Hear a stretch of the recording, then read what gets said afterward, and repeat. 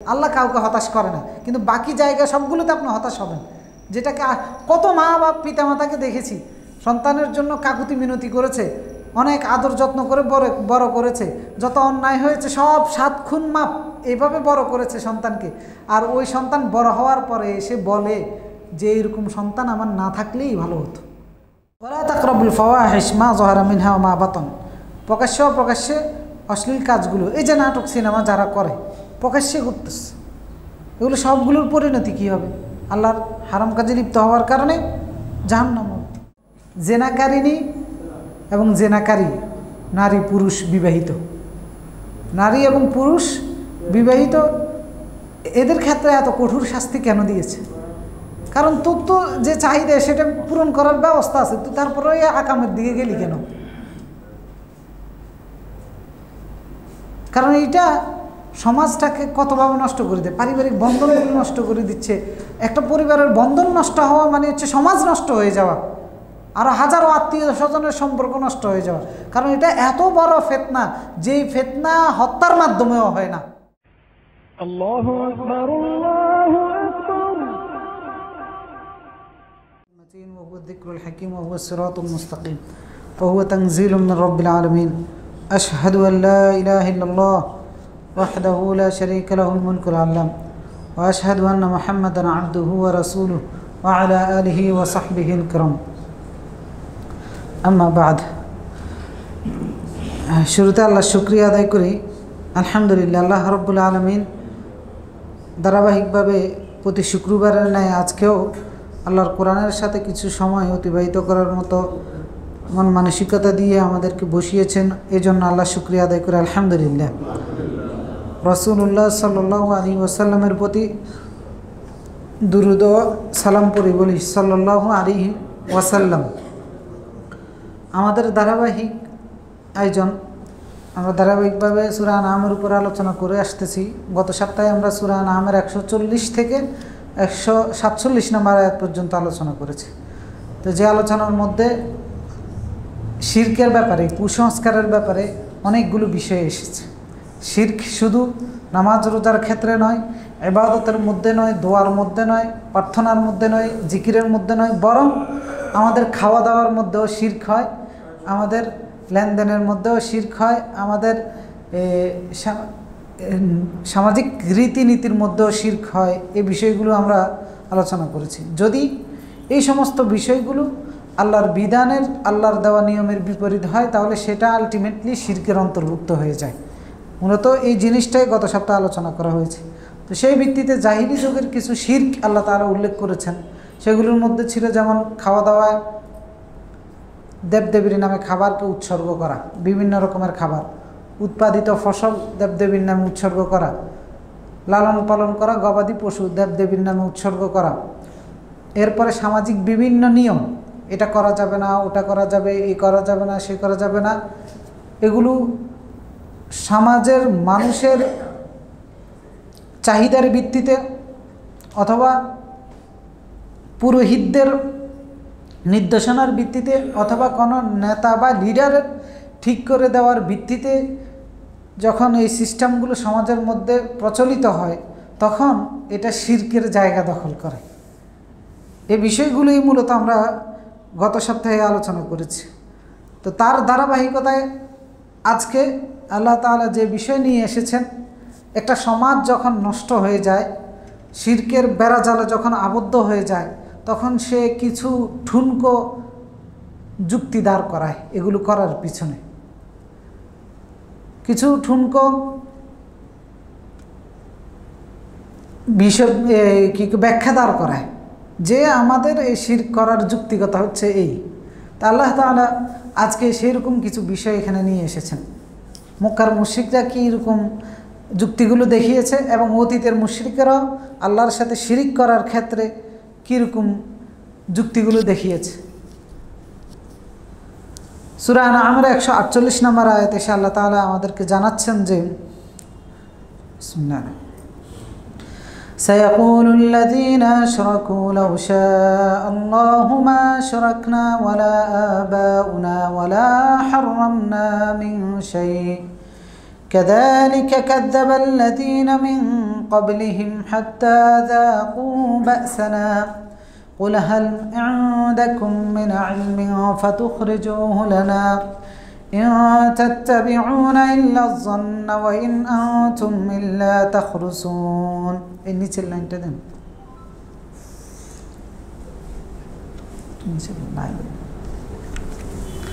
আল্লাহ তাআলা বলতেছেন সায়াকুলুল্লাযীনা আশরাকু, অচিরেই আল্লাহ রাসূলকে উদ্দেশ্য করে বলতেছেন যে অচিরেই দেখবা মুশরিক যারা আছে তারা যুক্তি দেখাবে।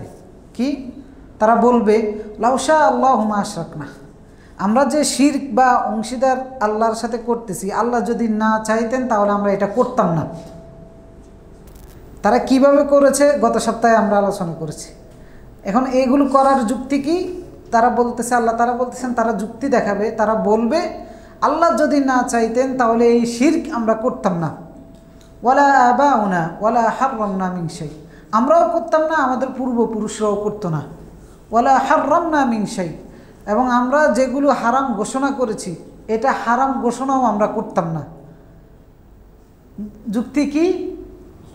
আল্লাহ না চাইলে, অর্থাৎ আল্লাহ চাইছে বিদায় তো করছে, মানে শিরক করতেছে আর বলতেছে এটা আল্লাহ চাইছে বিদায় করছে।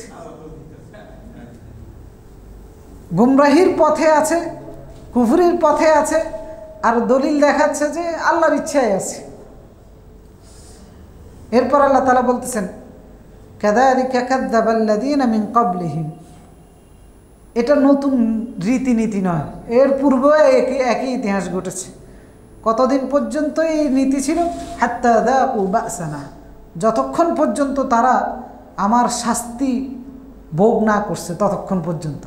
মানে অতীতের কাফেররা এই জাতীয় রীতিনীতি আদর্শ বিশ্বাসের উপরে অবিচল ছিল ততদিন, যতদিন আমার পক্ষ থেকে শাস্তি না এসেছে, অর্থাৎ আল্লাহ তাদেরকে যতদিন ধ্বংস না করেছেন, এতদিন এই যুক্তি দিয়া, এই ধরনের অভিযোগ দিয়ে তারা কুফরি করেছে, শিরক করেছে। আল্লাহ রাসূলকে বলতেছেন আপনি তাদেরকে বলুন হাল ইনদাকুম মিন ইলমিন ফাতুখরিজুহু লানা, যে এরকম যুক্তি নয়, তোমাদের কাছে কোনো ইলম থাকলে সেটা বের করে নিয়ে আসো, দেখাও যে তোমরা যেভাবে শিরক করতেছ, তোমাদের সমাজ বিভিন্ন নিয়ম নীতি বানিয়ে যেভাবে চলতেছ তোমরা, এগুলোর কোনো যুক্তিকতা আছে, কোনো প্রমাণ আছে, থাকলে সেই ইলমটা বের করে নিয়ে আসি আমাকে দেখাও। আল্লাহ তাআলা বলতেছেন এটা তাদের পক্ষে সম্ভব নয়। ইন তাত্তাবিউনা ইল্লা যান্না ওয়া ইন আনতুম ইল্লা তাখরুসুন, বরং তোমরা নিতান্তই ধারণার অনুসরণ করতেছ এবং আন্দাজ অনুমানের অনুসরণ ছাড়া আর কিছুই করতেছ না। অর্থাৎ তারা একটা যুক্তি দেখাইলো যে আমরা যে শিরক করেছি এই শিরকের কারণ কি? আল্লাহ চাইছে, আল্লাহ না চাইলে আমরা এটা কেমনে করতাম? আমাদের বাপ দাদাও করেছে। মানে বুঝাচ্ছে যে এ মুহাম্মদ তোমার দৃষ্টিতে আমরা অংশীদারিত্ব করতেছি আল্লাহর সাথে, সুতরাং এই অংশীদারিত্ব যদি অংশীদারিত্ব হয়ে থাকে, শিরক হয়ে থাকে, তাহলে এটা আল্লাহর ইচ্ছায় আমরা করতেছি। এবং আমাদের পিতামাতাও যদি করে থাকে সেটাও আল্লাহর ইচ্ছায়।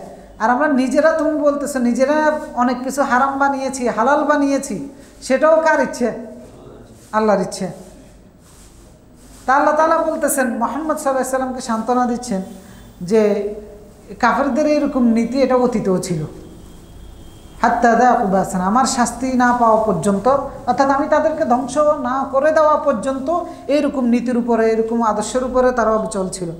অতীতে কারা ছিল? যেমন ইব্রাহিম আলাইহিস সালাম, তিনি যখন তার পিতা, তার সমগোত্রের লোকেরা দেবদেবীকে মূর্তি বানিয়ে সেখানে খাবার দিত, সেখানে তাদের চাহিদা তুলে ধরত, বিপদ থেকে উদ্ধার হওয়ার জন্য দেবদেবীর কাছে প্রার্থনা করত, তো এইগুলো অযৌক্তিক ছিল কিনা? এগুলো অযৌক্তিক ছিল? অযৌক্তিক ছিল। উনি যখন তাদেরকে বলেছেন যে হাল ইয়াসমাউনাকুম ইয তাদউন, যখন তোমরা তাদের কাছে দোয়া করো তারা শুনে কিনা? জবাব নাই। হাল ইয়ানফাউনাকুম, তারা কি তোমাদের কোনো উপকার করে? আও ইয়াদুররুকুম, অথবা তোমাদের কোনো ক্ষতি করার সাধ্য রাখে যাদেরকে তোমরা খোদা বানিয়েছ? তাদের কোনো জবাবই ছিল না তাদের।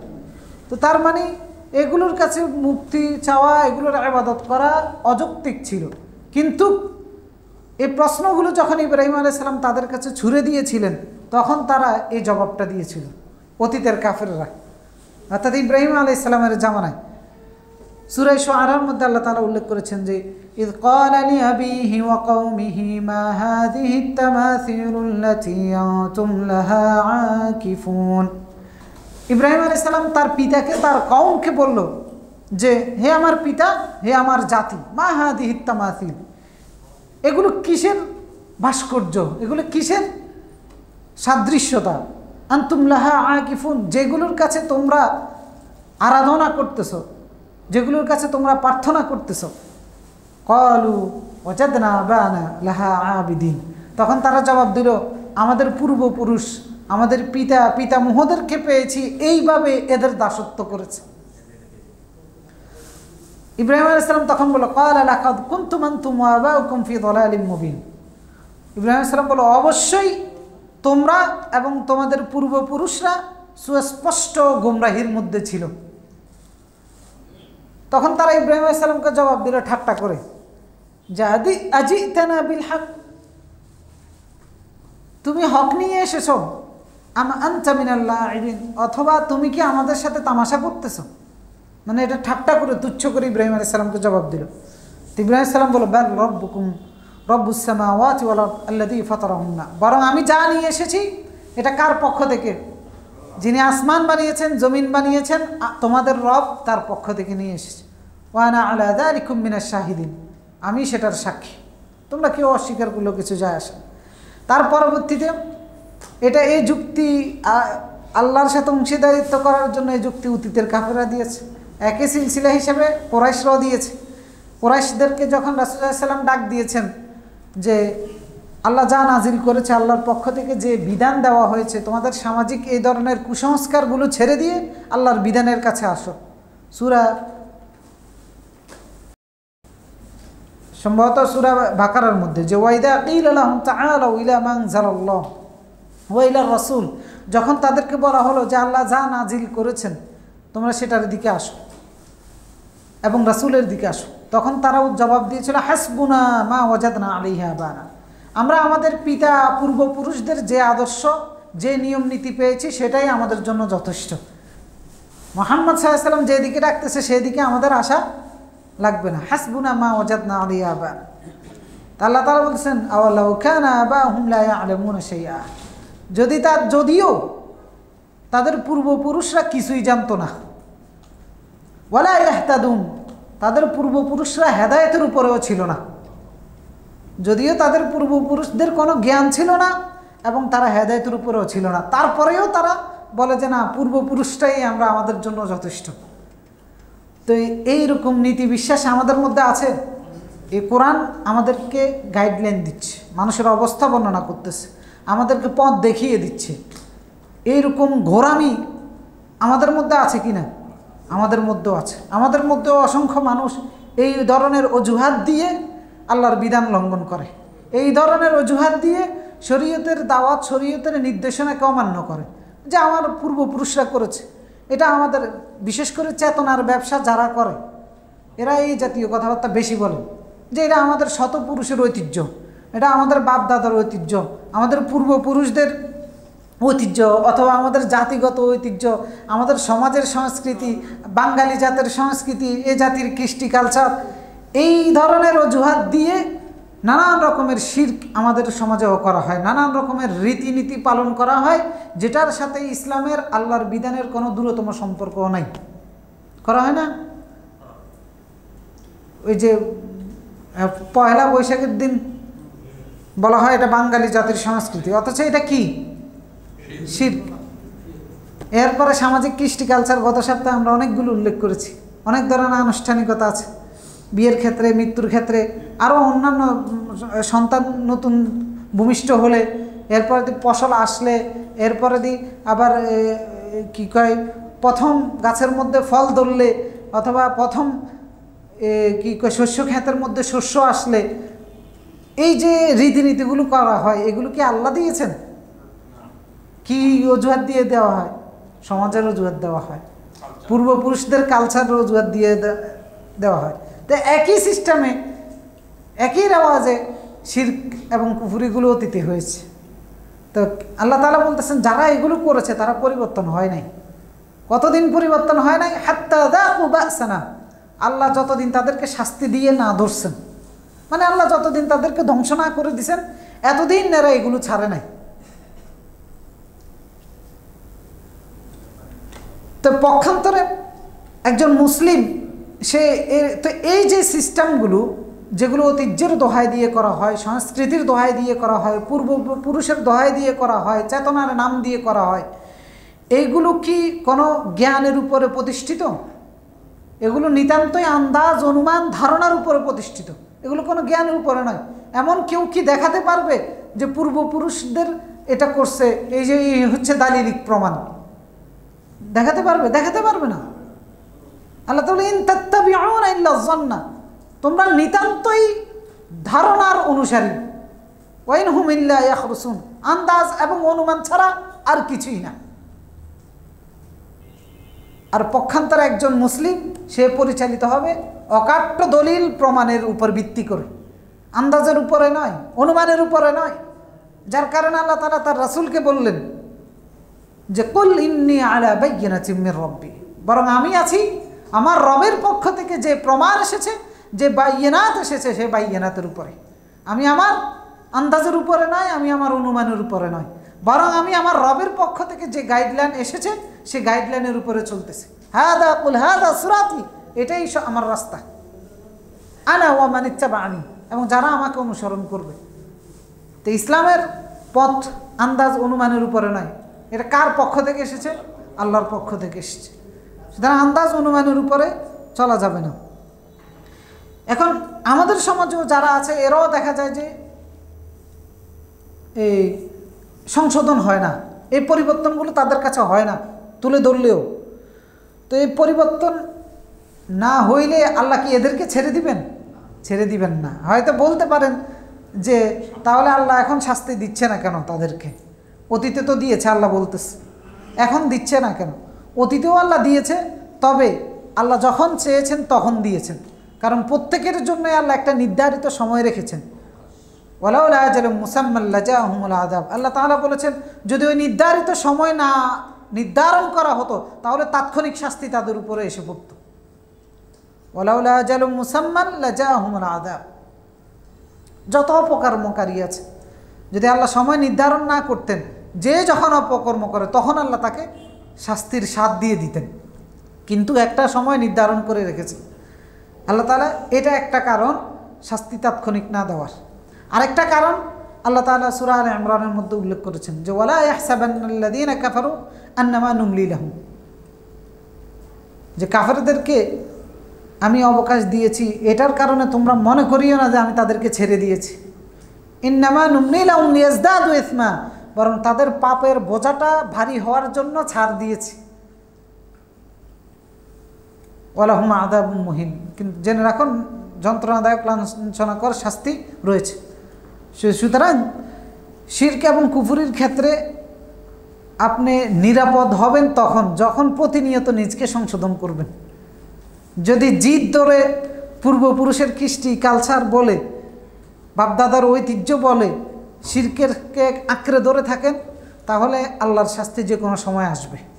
অথবা অবকাশ দিয়ে রাখছে আল্লাহ তাআলা চূড়ান্ত শাস্তি দেওয়ার জন্য, পাপের বোঝা বাড়ানোর জন্য। বিষয়টা এমন নয় যে আপনি আল্লাহর ইচ্ছায় শিরিক করে যাচ্ছেন আর আল্লাহ ছেড়ে দিয়েছে। এরপরের আয়াত 149 নম্বর আয়াতে আল্লাহ তাআলা বলতেছেন কুল ফালিল্লাহিল হুজ্জাতুল বালিগা ফালাউ শাআ লাহাদাকুম আজমাইন, যে চূড়ান্ত হুজ্জত প্রমাণ কার জন্য? আল্লাহর জন্য। অর্থাৎ তারা যে কাজগুলো করতেছে সেগুলোর জন্য যে প্রমাণগুলো তারা দাঁড় করিয়েছে এগুলো কোনো ভিত্তি নেই। কিন্তু আল্লাহ যে প্রমাণগুলো দেখিয়েছেন, আল্লাহ যে নিয়মগুলো দিয়েছেন, এইগুলোর দলিল বা এই প্রমাণগুলো চূড়ান্ত প্রমাণ, বা যে যুক্তিগুলো দেখিয়েছেন এগুলো চূড়ান্ত যুক্তি।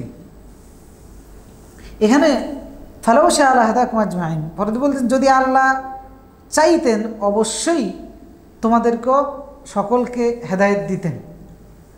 এখানে ওই যে আমরা আগে যে কথাটা বললাম যে এখানে সূক্ষ্ম একটা বার্তা আছে, যে যে কোনো কাফের কুফরি করার পিছনে যে আল্লাহর ইচ্ছাটাকে ওজর হিসেবে দেখা দিত। আগের কাফেররা এবং বর্তমান সমাজেও অনেকেই দেখবেন নানান রকমের অপকর্ম করে, গোমরাহির পথে থাকে, কুফরির পথে থাকে, ভ্রষ্টতার পথে থাকে, আর একটা ছোট্ট ওজর দেয়, সেটা হচ্ছে যে আল্লাহর ইচ্ছে, যে আল্লাহ ইচ্ছা না করলে কি আর সেটা করতাম কিনা। তো এই যে গুমরাহির পথে থাকার জন্য, আল্লাহর বিধানকে তোয়াক্কা না করার জন্য, অস্বীকার করার জন্য এই যে একটা অপকর্মের আশ্রয় নেওয়া, অপকৌশলের আশ্রয় নেওয়া, এটা প্রাচীন রীতি ছিল, প্রাচীন রীতি ছিল। তো এই রীতিটাকে বিলুপ্ত করে এটার প্রতিবাদ জানিয়ে আল্লাহ রাব্বুল আলামিন বলতেছেন যে না, যে ঠুনকো প্রমাণ দেখাচ্ছ এটা কোনো প্রমাণ নয়, ফালিল্লাহিল হুজ্জাতুল বালিগা। আল্লাহ যা বলেছেন এগুলোই চূড়ান্ত প্রমাণ, আল্লাহ যা বলেছেন সেগুলোই চূড়ান্ত প্রমাণ। অর্থাৎ তোমরা বুঝাচ্ছ যে আল্লাহর ইচ্ছাই, মনে করেন আল্লাহর ইচ্ছাই চোর চুরি করতেছে, এখন সে আল্লাহর ইচ্ছার অধীনে থাকার কারণে সে অপরাধী না, বিষয়টা হচ্ছে এরকম। কিন্তু আল্লাহর ইচ্ছাটা এখানে এরকম নয়, বরং আল্লাহর ইচ্ছাটা হচ্ছে এইরকম, কুফরি, আল্লাহর আনুগত্য অথবা হেদায়েত, অথবা আল্লাহর সাথে কুফরি করা অথবা আল্লাহর সাথে অবাধ্য হওয়া। এই ক্ষেত্রে নিজে ইচ্ছা শক্তি দিয়ে কোন পথটা বাছাই করে নেবেন আল্লাহ সেইটা উন্মুক্ত করে রেখে দিয়েছেন, সেটার ক্ষেত্রে কারোর জন্য আল্লাহ বাধ্য করেন নাই। অর্থাৎ আপনি কুফরির পথ গ্রহণ করবেন নাকি ঈমানের পথ গ্রহণ করবেন, আপনি আল্লাহর অবাধ্য হওয়ার পথ গ্রহণ করবেন নাকি আল্লাহর আনুগত্য করার পথ গ্রহণ করবেন, এই ক্ষেত্রে আল্লাহ রাব্বুল আলামিন সকলকে স্বাধীন ইচ্ছা শক্তির উপরে ছেড়ে দিয়েছেন। এখন এই ব্যক্তি তার স্বাধীন ইচ্ছা শক্তির বলে কুফরির পথ বাছাই করতেছে আর বলতেছে যে আল্লাহর ইচ্ছে,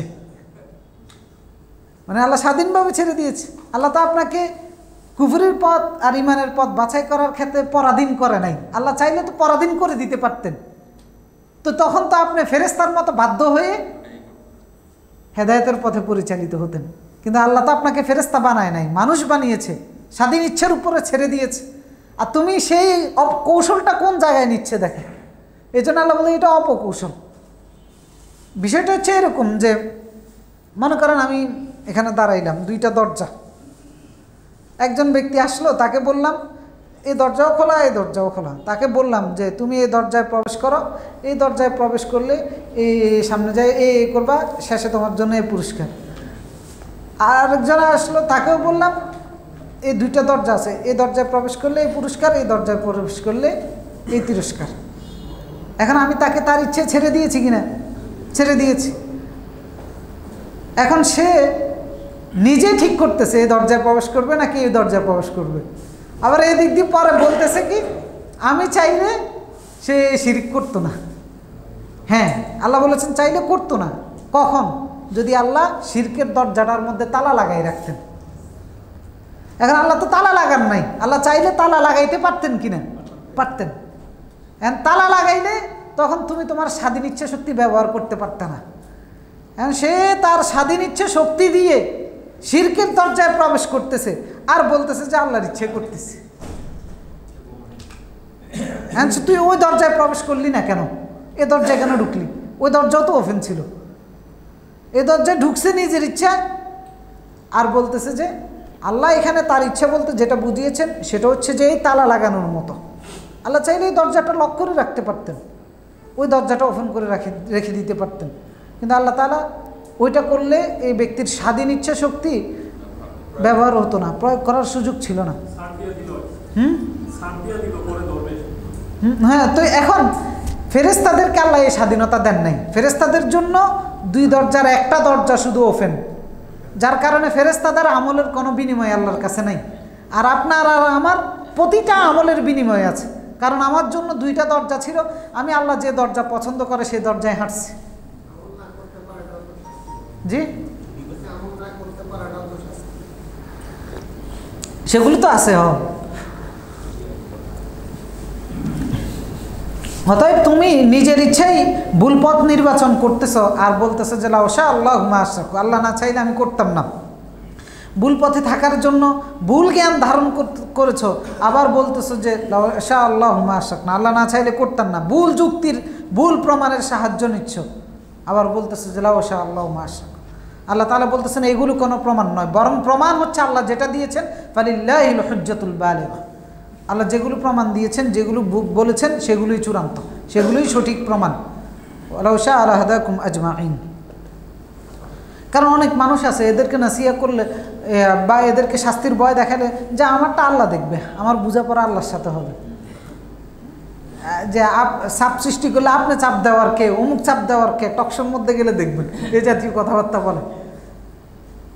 তো এগুলোর জন্য এইরকম দুষ্ট শয়তান আল্লাহর জমিনে কিয়ামত পর্যন্ত থাকবে, যার কারণে আল্লাহ তাআলা কোরআন দিয়ে চূড়ান্ত ফয়সালা করে দিয়েছেন যে এরকম সমাজ ব্যবস্থা হতে পারে।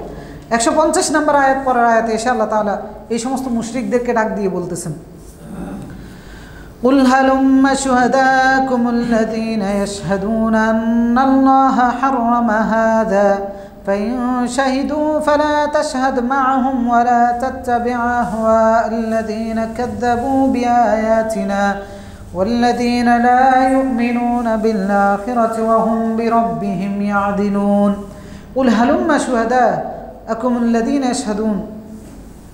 যে রাসূল আপনি তাদেরকে বলুন যে তোমাদের সাক্ষীগণকে নিয়ে আসো, যারা সাক্ষী দিবে আন্নাল্লাহ হাররামা হাদা, যারা বলবে হ্যাঁ যে আল্লাহ এটা হারাম করেছেন। কারণ ওই যে বললাম মক্কার মুশরিকরা উট এটা পুত্র সন্তান জন্ম দিলে মহিলাদের জন্য হারাম, ওইটা মৃত বাচ্চা জন্মগ্রহণ করলে অমুকের জন্য হারাম, ওইটা এত বয়স হলে তমুকের জন্য হারাম, এত বয়স হইলে অমুকদের জন্য হারাম। এই যে নিয়মগুলো তারা বানিয়েছে তাদের মন গড়া নিয়ম থেকে, আল্লাহ রাসূলকে আল্লাহ তাআলা বলতেছেন তাদেরকে বলুন শুহাদা হালুম্মা শুহাদা আল্লাযীনা ইয়াশহাদুন, তোমাদের ওই সাক্ষীগণদেরকে ডেকে নিয়ে আসো যে সাক্ষীরা বলবে যে এই ধরনের নিয়ম আন্নাল্লাহ হাররামা হাদা, হারাম কে করেছে? আল্লাহ করেছে, সাক্ষীদেরকে বলো।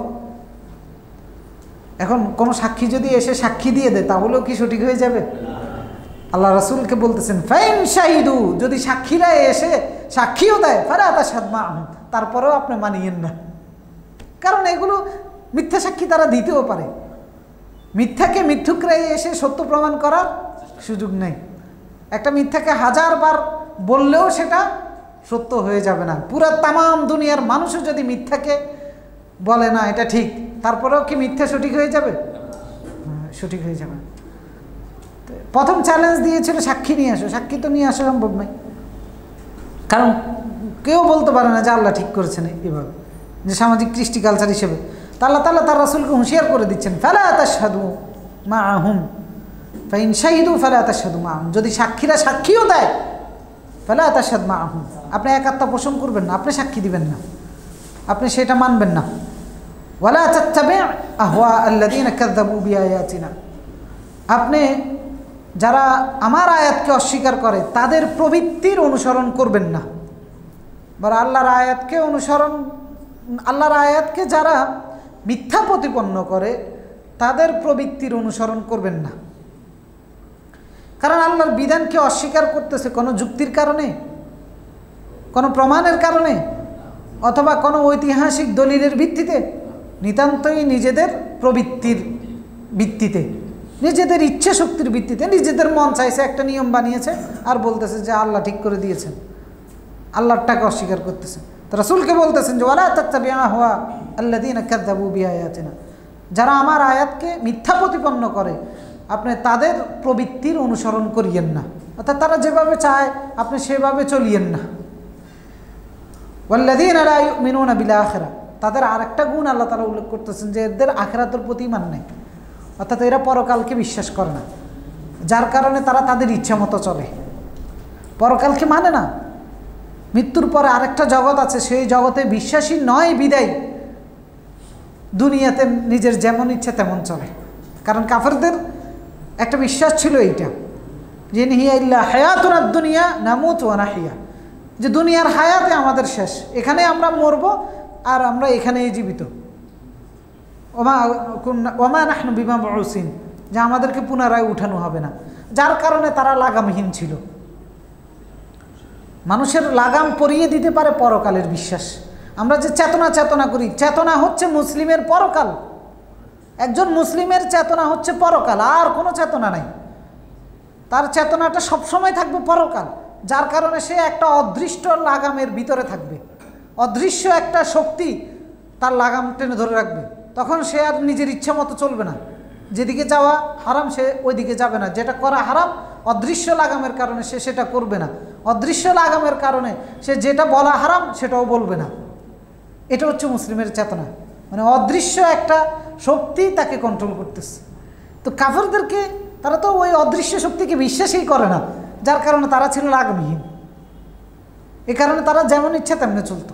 তো আল্লাহ রাসূলকে বলতেছেন যে আপনি তাদের অনুসরণ করিয়েন না। আল্লাহর উপদেশের ব্যাপারে তাদের অন্তরের মধ্যে তালা ছিল। আল্লাহ তাআলা সূরা কাফের মধ্যে বলেছে, ওয়ালা তুতি' মান আগফালনা কলবাহু আন যিকরিনা। আমার উপদেশের ব্যাপারে, আমার কোরআনের ব্যাপারে, আমার জিকিরের ব্যাপারে যাদের অন্তরে তালা লাগানো আছে আপনি তাদের অনুসরণ করিয়েন না। অর্থাৎ যে ব্যক্তি আপনাকে কোনো গাইডলাইন দিবে, আপনাকে কোনো পথ নির্দেশনা দিবে, কোনো কিছুর সমাধান দিবে, কিন্তু সে কোরআন থেকে দেয় নাই, নো, তারটা মানার কোনো সুযোগ নেই। কোরআন দ্বারা উদ্দেশ্য হচ্ছে কোরআন এবং সুন্নাহ দুইটার সমন্বয়। বিষয়টা এমন নয় যে খালি কোরআন বলে দিয়েছে, না, দুইটার সমন্বয়ে যে ব্যক্তি কোনো গাইডলাইন দিবে না, এবারে সে যত বড় লিডার হোক, যত বড় ব্যক্তি হোক, যেই হোক, তার কোনো অনুসরণ চলবে না। হ্যাঁ, ওয়ালা তুতি' মান আগফালনা, আল্লাহ তাআলা বলছেন আনুগত্য করা যাবে না, কিন্তু তার কথা শুনতে নিষেধাজ্ঞা নাই। তার কথা শোনার ক্ষেত্রে আল্লাহ তাআলা নিষেধ করেন নাই। আল্লাহ তাআলা আরেক সূরা, সম্ভবত সূরা যুখরাফ বা সূরার মধ্যে সম্ভবত বলেছেন যে আল্লাযীনা ইসতামিউনাল কওল ফায়াত্তাবিউনা আহসান, যারা সবার কথা শুনে কিন্তু আনুগত্য করার ক্ষেত্রে যেটা উত্তম, যেটা সঠিক সেটা অনুসরণ করে। সুতরাং কথা শোনার ক্ষেত্রে কোরআন বাধা দেয় না। অনেক আলোচকরা, অনেক ব্যক্তি অমুকের কথা শোনা যাবে কিনা প্রশ্ন করলে তখন ডাইরেক্ট বলে দেয় না, শোনা যাবে না।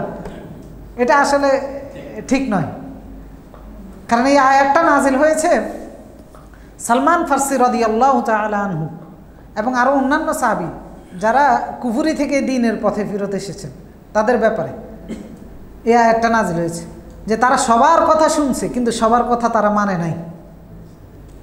সবার কথা মানে নাই, কথা শুনতে নিষেধাজ্ঞা নাই, না শুনলে আপনি কোনটা ঠিক বা ঠিক বুঝবেন কীভাবে?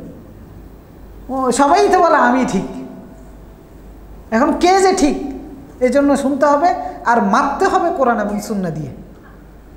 বাস কোরআন সুন্নাহর মানদণ্ডে তোমার সবার কথা নিয়ে আসবেন, এটা আপনাকে ঠিক করে দিবে যে অমুকেরটা ঠিক, অমুকেরটা ঠিক, এটাই ভ্যালিড, এটা ইনভ্যালিড। আল্লাহ তাআলা রাসূলকে বলেছেন কারো কথা শুনতে নিষেধাজ্ঞা না, ওয়ালা তুতি' মান আগফালনা কলবাহু আন যিকরিনা, আমার জিকির ব্যাপারে যার কলবের মধ্যে তালাবদ্ধ তার কোনো অনুসরণ করবেন না, কারণ ওয়া কানা আমরুহু ফুরতা, তার কর্মকাণ্ড হচ্ছে ধ্বংসাত্মক। যারা আল্লাহর বিধান ছাড়া সমাধান খোঁজে, পথ চলতে চায়, আল্লাহ তাআলা বলেছেন এদের কর্মকাণ্ড ধ্বংসাত্মক। কুলিল হক মির রাব্বিকুম, রাসূল আপনি বলে দেন সত্য কার পক্ষ থেকে এসেছে? আল্লাহর পক্ষ থেকে। সমাধান কার পক্ষ থেকে? আল্লাহর পক্ষ থেকে। কুলিল হক মির রাব্বিকুম ফামান শাআ ফালিয়ুমিন ওয়া মান শাআ ফালিয়াকফুর, যার ইচ্ছা মানবে, যার ইচ্ছা মানবে না। কে বলতেছেন? আল্লাহ বলতেছেন ফামান শাআ ফালিয়ুমিন ওয়া মান শাআ ফালিয়াকফুর, যার ইচ্ছা হয় মানবে, যার ইচ্ছা হবে সে মানবে না। হ্যাঁ, আল্লাহ আবার বলে দিয়েছেন ইন্না আতাদনা জাহান্নামা লিল কাফিরিন, যারা মানবে না তাদের জন্য আল্লাহ কি তৈরি করে রেখেছেন? জাহান্নাম। তো সুতরাং রাসূলকে বলতে ওয়ালা তাত্তাবি'আ আহওয়া, তো রাসূলকে বলার দ্বারা উদ্দেশ্য কি শুধু রাসূল নাকি আমরা সবাই, গোটা উম্মত? গোটা উম্মত, গোটা উম্মতের প্রতি এটা অনুরোধ যে আল্লাহর আয়াতকে যারা অস্বীকার করে তাদের চাহিদার কোনো অনুসরণ চলবে না, কারণ তাদের আখিরাতের প্রতি কোনো ঈমান নাই, আখিরাতের লাগাম নাই, এজন্য তারা নিজের ইচ্ছা মতো চলে। সুতরাং তাদের ইচ্ছার কোনো অনুসরণ চলবে না। ওয়াহুম বিরব্বিহিম ইয়াদিলুন, আলটিমেটলি তারা আল্লাহর সাথে মুশরিক, অংশীদারত্বকারী। কারণ যে ক্ষমতা, যে অধিকার আল্লাহর, তারা সেই অধিকার নিয়ে টানাটানি করতেছে। আপনি আমি মানুষ পরিচালিত হবে আল্লাহর ইচ্ছার ভিত্তিতে, আর আমরা বলতেছি যে নিজের ইচ্ছার ভিত্তিতে, তাহলে কার অধিকার নিয়ে টানাটানি করলাম? আল্লাহর অধিকার নিয়ে টানা, এই কারণে মুশরিক। ওহুম বিরব্বিহিম ইয়াদিলুন, আমরা যে জুমার কয়েকটা খুতবায় উল্লেখ করেছিলাম যে কাদেসিয়ার যুদ্ধের সময় রুস্তুম যখন মুসলিম সৈন্য থেকে একজনকে ডেকে নিয়েছিল যে তোমরা ফালিমা জিতুকুম, যে তোমরা কেন এসেছো এখানে? তো তখন মুসলিমরা জবাব দিয়েছিল কি, রবিঈ ইবনে আমির রাদিয়াল্লাহু তাআলা আনহু উনি রুস্তমের জবাব দিয়েছিলেন যে আল্লাহু ইবতাআসানা, আল্লাহ আমাদেরকে পাঠিয়েছেন লিনুখরিজা মান শাআ মিন ইবাদাতিল ইবাদ ইলা ইবাদাতিল্লাহি তাআলা, যে ব্যক্তি আল্লাহর বান্দাদের দাসত্ব ছেড়ে দিয়ে আল্লাহর দাসত্বের দিকে আসতে চায় তাদেরকে বের করে নিয়ে আসার জন্য আল্লাহ আমাদেরকে পাঠিয়েছেন। তা আমাদের দায়িত্ব হচ্ছে এটা। এই জমিন আল্লাহর, এই জমিন কার? আল্লাহর। এই জমিনের যত সৃষ্টি আছে কার? যত রিজিক আছে কার? আল্লাহর। আর যত মাখলুক আছে মালিক কে? আল্লাহর। এই জমিনের সব কিছুর মালিক আল্লাহ, আর অথচ অসংখ্য আল্লাহর বান্দা আল্লাহর সৃষ্টি করা মাখলুকের দাসত্ব করতেছে। তো তিনি বলতেছেন আল্লাহ আমাদেরকে পাঠিয়েছে যারা পথ ভুলে গিয়ে আল্লাহর দাসত্ব বাদ দিয়ে অন্যের দাসত্ব করতেছে তাদেরকে বের করে নিয়ে আসার জন্য। কারণ এটা মুশরিকের কর্মকাণ্ড। কারণ যারা নিজের ইচ্ছা মতো চলে এই কারণেই এরা মুশরিক। কারণ এরা মানুষকে এবং অন্যদেরকে যারাদের কোরআন এবং সুন্নাহ থেকে, ইসলামী জীবন ব্যবস্থা থেকে দূরে সরিয়ে রাখতে চায় এরা মূলত হচ্ছে মুশরিক। কারণ কি? এরা আল্লাহর দাসত্ব থেকে মানুষকে সরিয়ে দিতে চায় শয়তানের দাসত্ব। কারণ আলটিমেটলি একজন মানুষ যখন আল্লাহর দাসত্ব বাদ দিয়ে নিজের ইচ্ছায় পরিচালিত হোক, কোনো মতাদর্শের অনুসারী হোক, অথবা কোনো দেবদেবীর পূজারী হোক, কোনো ঐতিহাসিক অথবা ঐতিহ্যের পূজারী হোক, সে আলটিমেটলি মূলত হচ্ছে নিজের ইচ্ছার প্রবৃত্তির দাস। সে আল্লাহর সাথে অংশীদারিত্বকারী। এই জন্য হুম বিরব্বিহিম ইয়াদিলুন, এই জন্য আল্লাহ তাআলা বললেন যে এগুলো সবগুলো অপরাধী। সুতরাং আল্লাহ তাআলা যারা প্রবৃত্তির অনুসরণ করে তাদের অনুসরণ করতে নিষেধ করেছেন। কারণ হচ্ছে তারা আল্লাহর আয়াতকে অস্বীকার করে, তাদের আখিরাতের প্রতি ঈমান নাই, তারা মুশরিক। এই জন্য তাদের অনুসরণ করা যাবে না। এখন এটা কোনো নেতা হতে পারে, সমাজের যে কেউ হতে পারে। সেই ক্ষেত্রে আমাদেরকে দেখতে হবে যার অনুসরণ করি, যার পিছনেই চলি না কেন, সে কোরআন সুন্নাহর ভিত্তিতে চলে কিনা। যদি না চলে তার অনুসরণ করা যাবে না। হ্যাঁ, কথা শুনবো, সমস্যা নেই। এখানে এসে মাইক চালিয়ে একবার ফাটাই ফেলুক, হ্যাঁ শুনলাম, কিন্তু মানার ক্ষেত্রে কারণ আমার আকল আছে, আমার কাছে কোরআন আছে, আমার কাছে সুন্নাহ আছে, সেই ভিত্তিতে আমি পরিচালিত হব। সে আমার পথ নির্ধারণ করবে না। কিয়ামতের ময়দানে যখন এই সমস্ত ভ্রান্ত নেতৃত্বের অনুসরণ করার কারণে আপনি জাহান্নামে যাবেন, ওই নেতা তখন আপনাকে রক্ষা করতে পারবে না। ওই নেতাই তখন বলবে আজকে আফসোস করে কোনো লাভ নেই, তোমার যে পরিণতি কর্মীকে আমারও সেই পরিণতি। ওই কর্মী সেদিন আফসোস করে বলবে হায় হায়, যদি আরেকবার জমিনে যাওয়ার সুযোগ দেওয়া হতো তাহলে তোর মতো নেতার সাথে কোনো সম্পর্কই রাখতাম না। কিন্তু কোনো লাভ হবে? লাভ হবে না। ইস্তাবাররাল্লাযীনা ইত্তাবাউ মিনাল্লাযীনা ইত্তাবাউ ওয়া রাউল আযাব ফাতাকাত্তাআত বিহিমুল আসবাব। নেতা কর্মীর সমস্ত সম্পর্ক কর্তন, পীর মুরিদ সমস্ত সম্পর্ক কর্তন করে দেওয়া হবে। এখন কোন পীরের পিছনে ঘুরতেছেন আপনি নিজে চিন্তা করেন, কোরআন সুন্নাহ অনুযায়ী চলতেছে কিনা। কারণ আমরা স্বাভাবিকভাবে আমরা ফলো করি, এই ফলো করার ক্ষেত্রে অন্ধভাবে কারো ফলো করা যাবে না, অন্ধভাবে কারো অনুসরণ করা যাবে না। সে যেই হোক, যত বড় পীর হোক, যত বড় ব্যক্তিত্ব হোক, কারণ ভুলের ঊর্ধ্বে কেউ নাই ভুলের ঊর্ধ্বে। তো সেজন্য কোরআন এবং সুন্নাহ অন্ধভাবে অনুসরণ করা যাবে, কিন্তু কোনো ব্যক্তির ইচ্ছা, কোনো ব্যক্তির দিক নির্দেশনা অন্ধভাবে অনুসরণ করার কোনো সুযোগ নেই। হ্যাঁ, আমরা তাদের কাছ থেকে জেনে নিব, কিন্তু আন্দাজেও জেনে নিতে নিষেধ করেছেন। আল্লাহ তাআলা বলেছেন ফাসআলু আহলা যিকর ইন কুনতুম লা তা'লামুন, যদি না জানো যারা জানে তাদের কাছ থেকে জিজ্ঞেস করো, জেনে নাও। বিল বাইয়িনাত ওয়াজ জুবুর, প্রমাণ সাপেক্ষে জেনে নাও, হাওয়ার উপরে না। একজনের কাছে যাই জিজ্ঞেস করলে না বলে দিল আর কি, এমনি আন্দাজে যখন বলবে আর আন্দাজে যখন অনুসরণ করবেন তখন আপনিও মুশরিক হয়ে যাবেন। মনে করেন একজন আলেমের কাছেই গেলেন, আলেমে আপনাকে সমাধান একটা দিয়ে দিল আন্দাজে, ওই আলেমও মুশরিক, আপনি আমল করলে আপনিও মুশরিক। কারণ ওই ইহুদিরা এটা করত, তাদের আলেমরা আন্দাজে ফতুয়া দিত, যার কারণে আল্লাহ তাআলা ইত্তাখাযু আহবারহুম ওয়া রুহবানাহুম আরবাবাম মিন দুনিল্লাহ বললেন যে ইহুদিরা, খ্রিস্টানরা তাদের আলেম ওলামাদেরকে রব হিসেবে গ্রহণ করেছে। রব কে? আমাদের আল্লাহ। তো আলেম ওলামা কীভাবে রব হলো? ইহুদি থেকে মুসলিম হয়েছেন আদি বিন হাতেম, নাকি খ্রিস্টান থেকে হয়েছেন? তিনি রাসূলকে বললেন, কই, আমরা তো আমাদের আলেমদেরকে তো রব হিসেবে গ্রহণ করিনি। তখন আল্লাহ রাসূল বললেন, আতুহাল্লিলুনা মা হাররামাল্লাহ আতুহাররিমুনা মা আহাল্লাল্লাহ, যে আল্লাহ যেটা হালাল করেছেন তোমাদের আলেম ফতুয়া দিয়েছে এটা হারাম, তোমরা হারাম হিসেবে গ্রহণ করো নাই? হ্যাঁ, এটা হয়েছে। এটার কারণেই আল্লাহ তাআলা তোমাদেরকে বলেছেন তোমরা তোমাদের আলেমদেরকে রব হিসেবে গ্রহণ করেছো, তোমাদের আলেমরাও মুশরিক, তোমরাও মুশরিক। তো এটা আমাদের ক্ষেত্রে ঘটে কিনা? আমাদের ক্ষেত্রে ঘটে। এই জন্য আল্লাহ তাআলা আমাদেরকে সমাধান দিয়েছেন, ফাসআলু আহলা যিকর, না জানলে জেনে নাও, তবে বিল বাইয়িনাতি ওয়াজ জুবুর। বাইয়িনাত মানে হচ্ছে প্রমাণ, আদিল্লা, দলিলের ভিত্তিতে, ওয়াজ জুবুর মানে হচ্ছে কিতাবের ভিত্তিতে, সেটা হচ্ছে কোরআন সুন্নাহর ভিত্তিতে জেনে নিতে হবে। যে আপনি যে ফতোয়া দিলেন, আপনি যে বললেন, দলিলটা দেখাই দেন।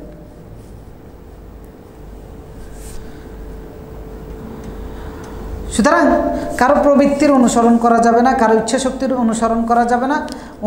অনুকরণ করার ক্ষেত্রে আল্লাহর পক্ষ থেকে যা এসেছে, রাসূলের পক্ষ থেকে যা এসেছে সেটার আমরা অনুসরণ করব, এবং সেই ক্ষেত্রে আমরা না জানলে যারা জানে তাদের কাছ থেকে জেনে নিব কোরআন সুন্নাহর দলিলের ভিত্তিতে।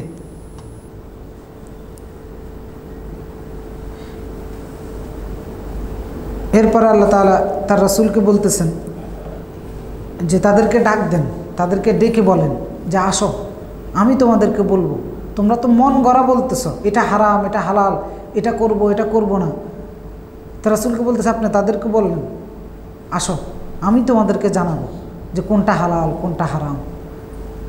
151 নম্বর আয়াতে এসে قل تعالوا أتل ما حرم ربكم عليكم ألا تشركوا به شيئا وبالوالدين إحسانا ولا تقتلوا أولادكم من إملاق نحن نرزقكم وإياهم ولا تقربوا الفواحش ما ظهر منها وما بطن ولا تقتلوا النفس التي حرم الله إلا بالحق ذلكم وصاكم به لعلكم تعقلون।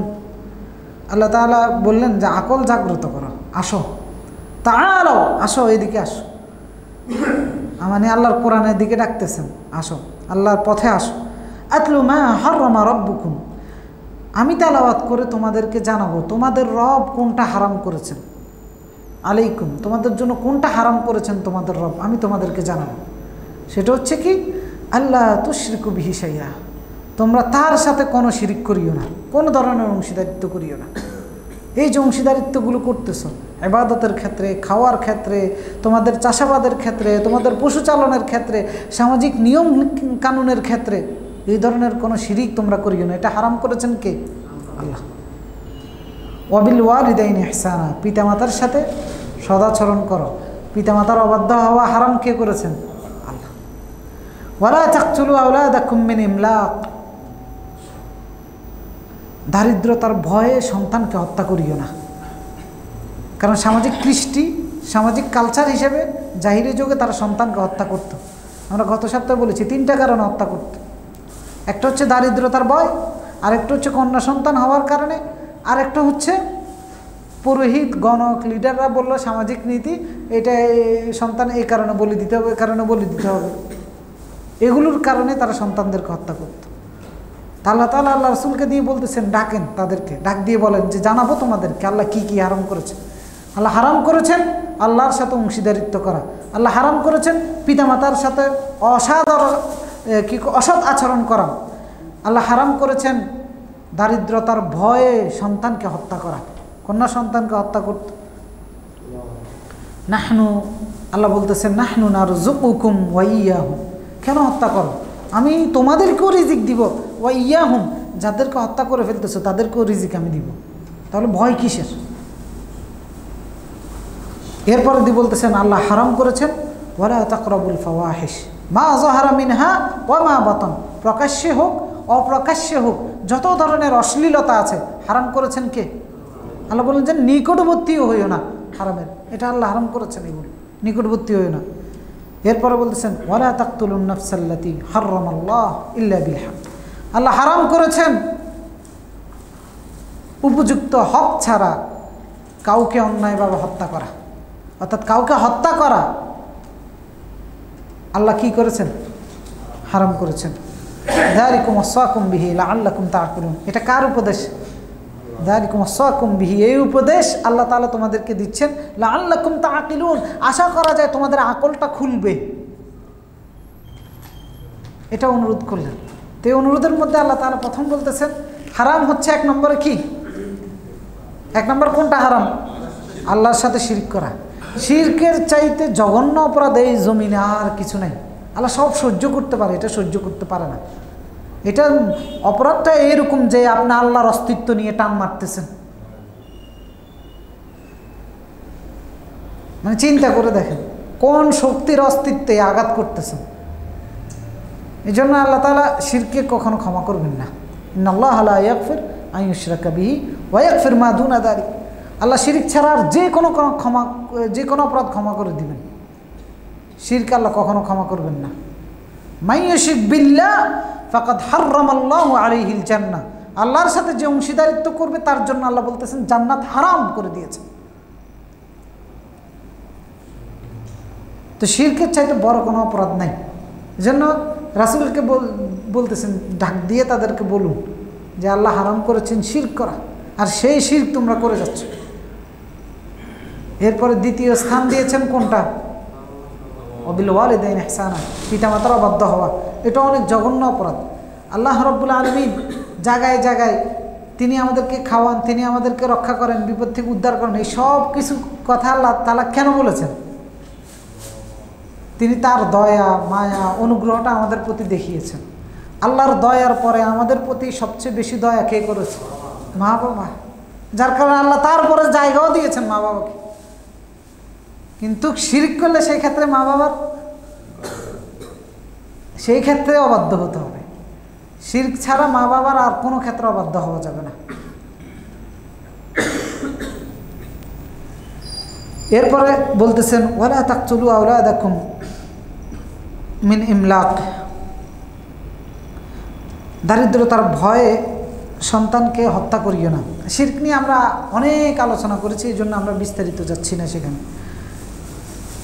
এরপরে বললেন দারিদ্রতার ভয়ে সন্তানকে হত্যা করিও না, এটাও আলোচনা করেছি। সূরা আনআমের আগের আয়াতগুলোও গেছে। জাহিলি যুগে হত্যাগুলো করা হতো দারিদ্রতার ভয়, আর বর্তমানেও সন্তানকে হত্যা করা হয়। বিশেষ করে কন্যা সন্তানকে গর্ভের মধ্যে হত্যা করে ফেলা হয়। ভয় হচ্ছে যে ছেলে একটা হলে না, এটা বৃদ্ধ হলে আমাকে দেখভাল করবে, আমাদের কন্যা সন্তান হলে তো বিয়ে দিয়ে দিব, পরের বাড়িতে চলে যাবে, এরকম একটা ধারণা থাকে।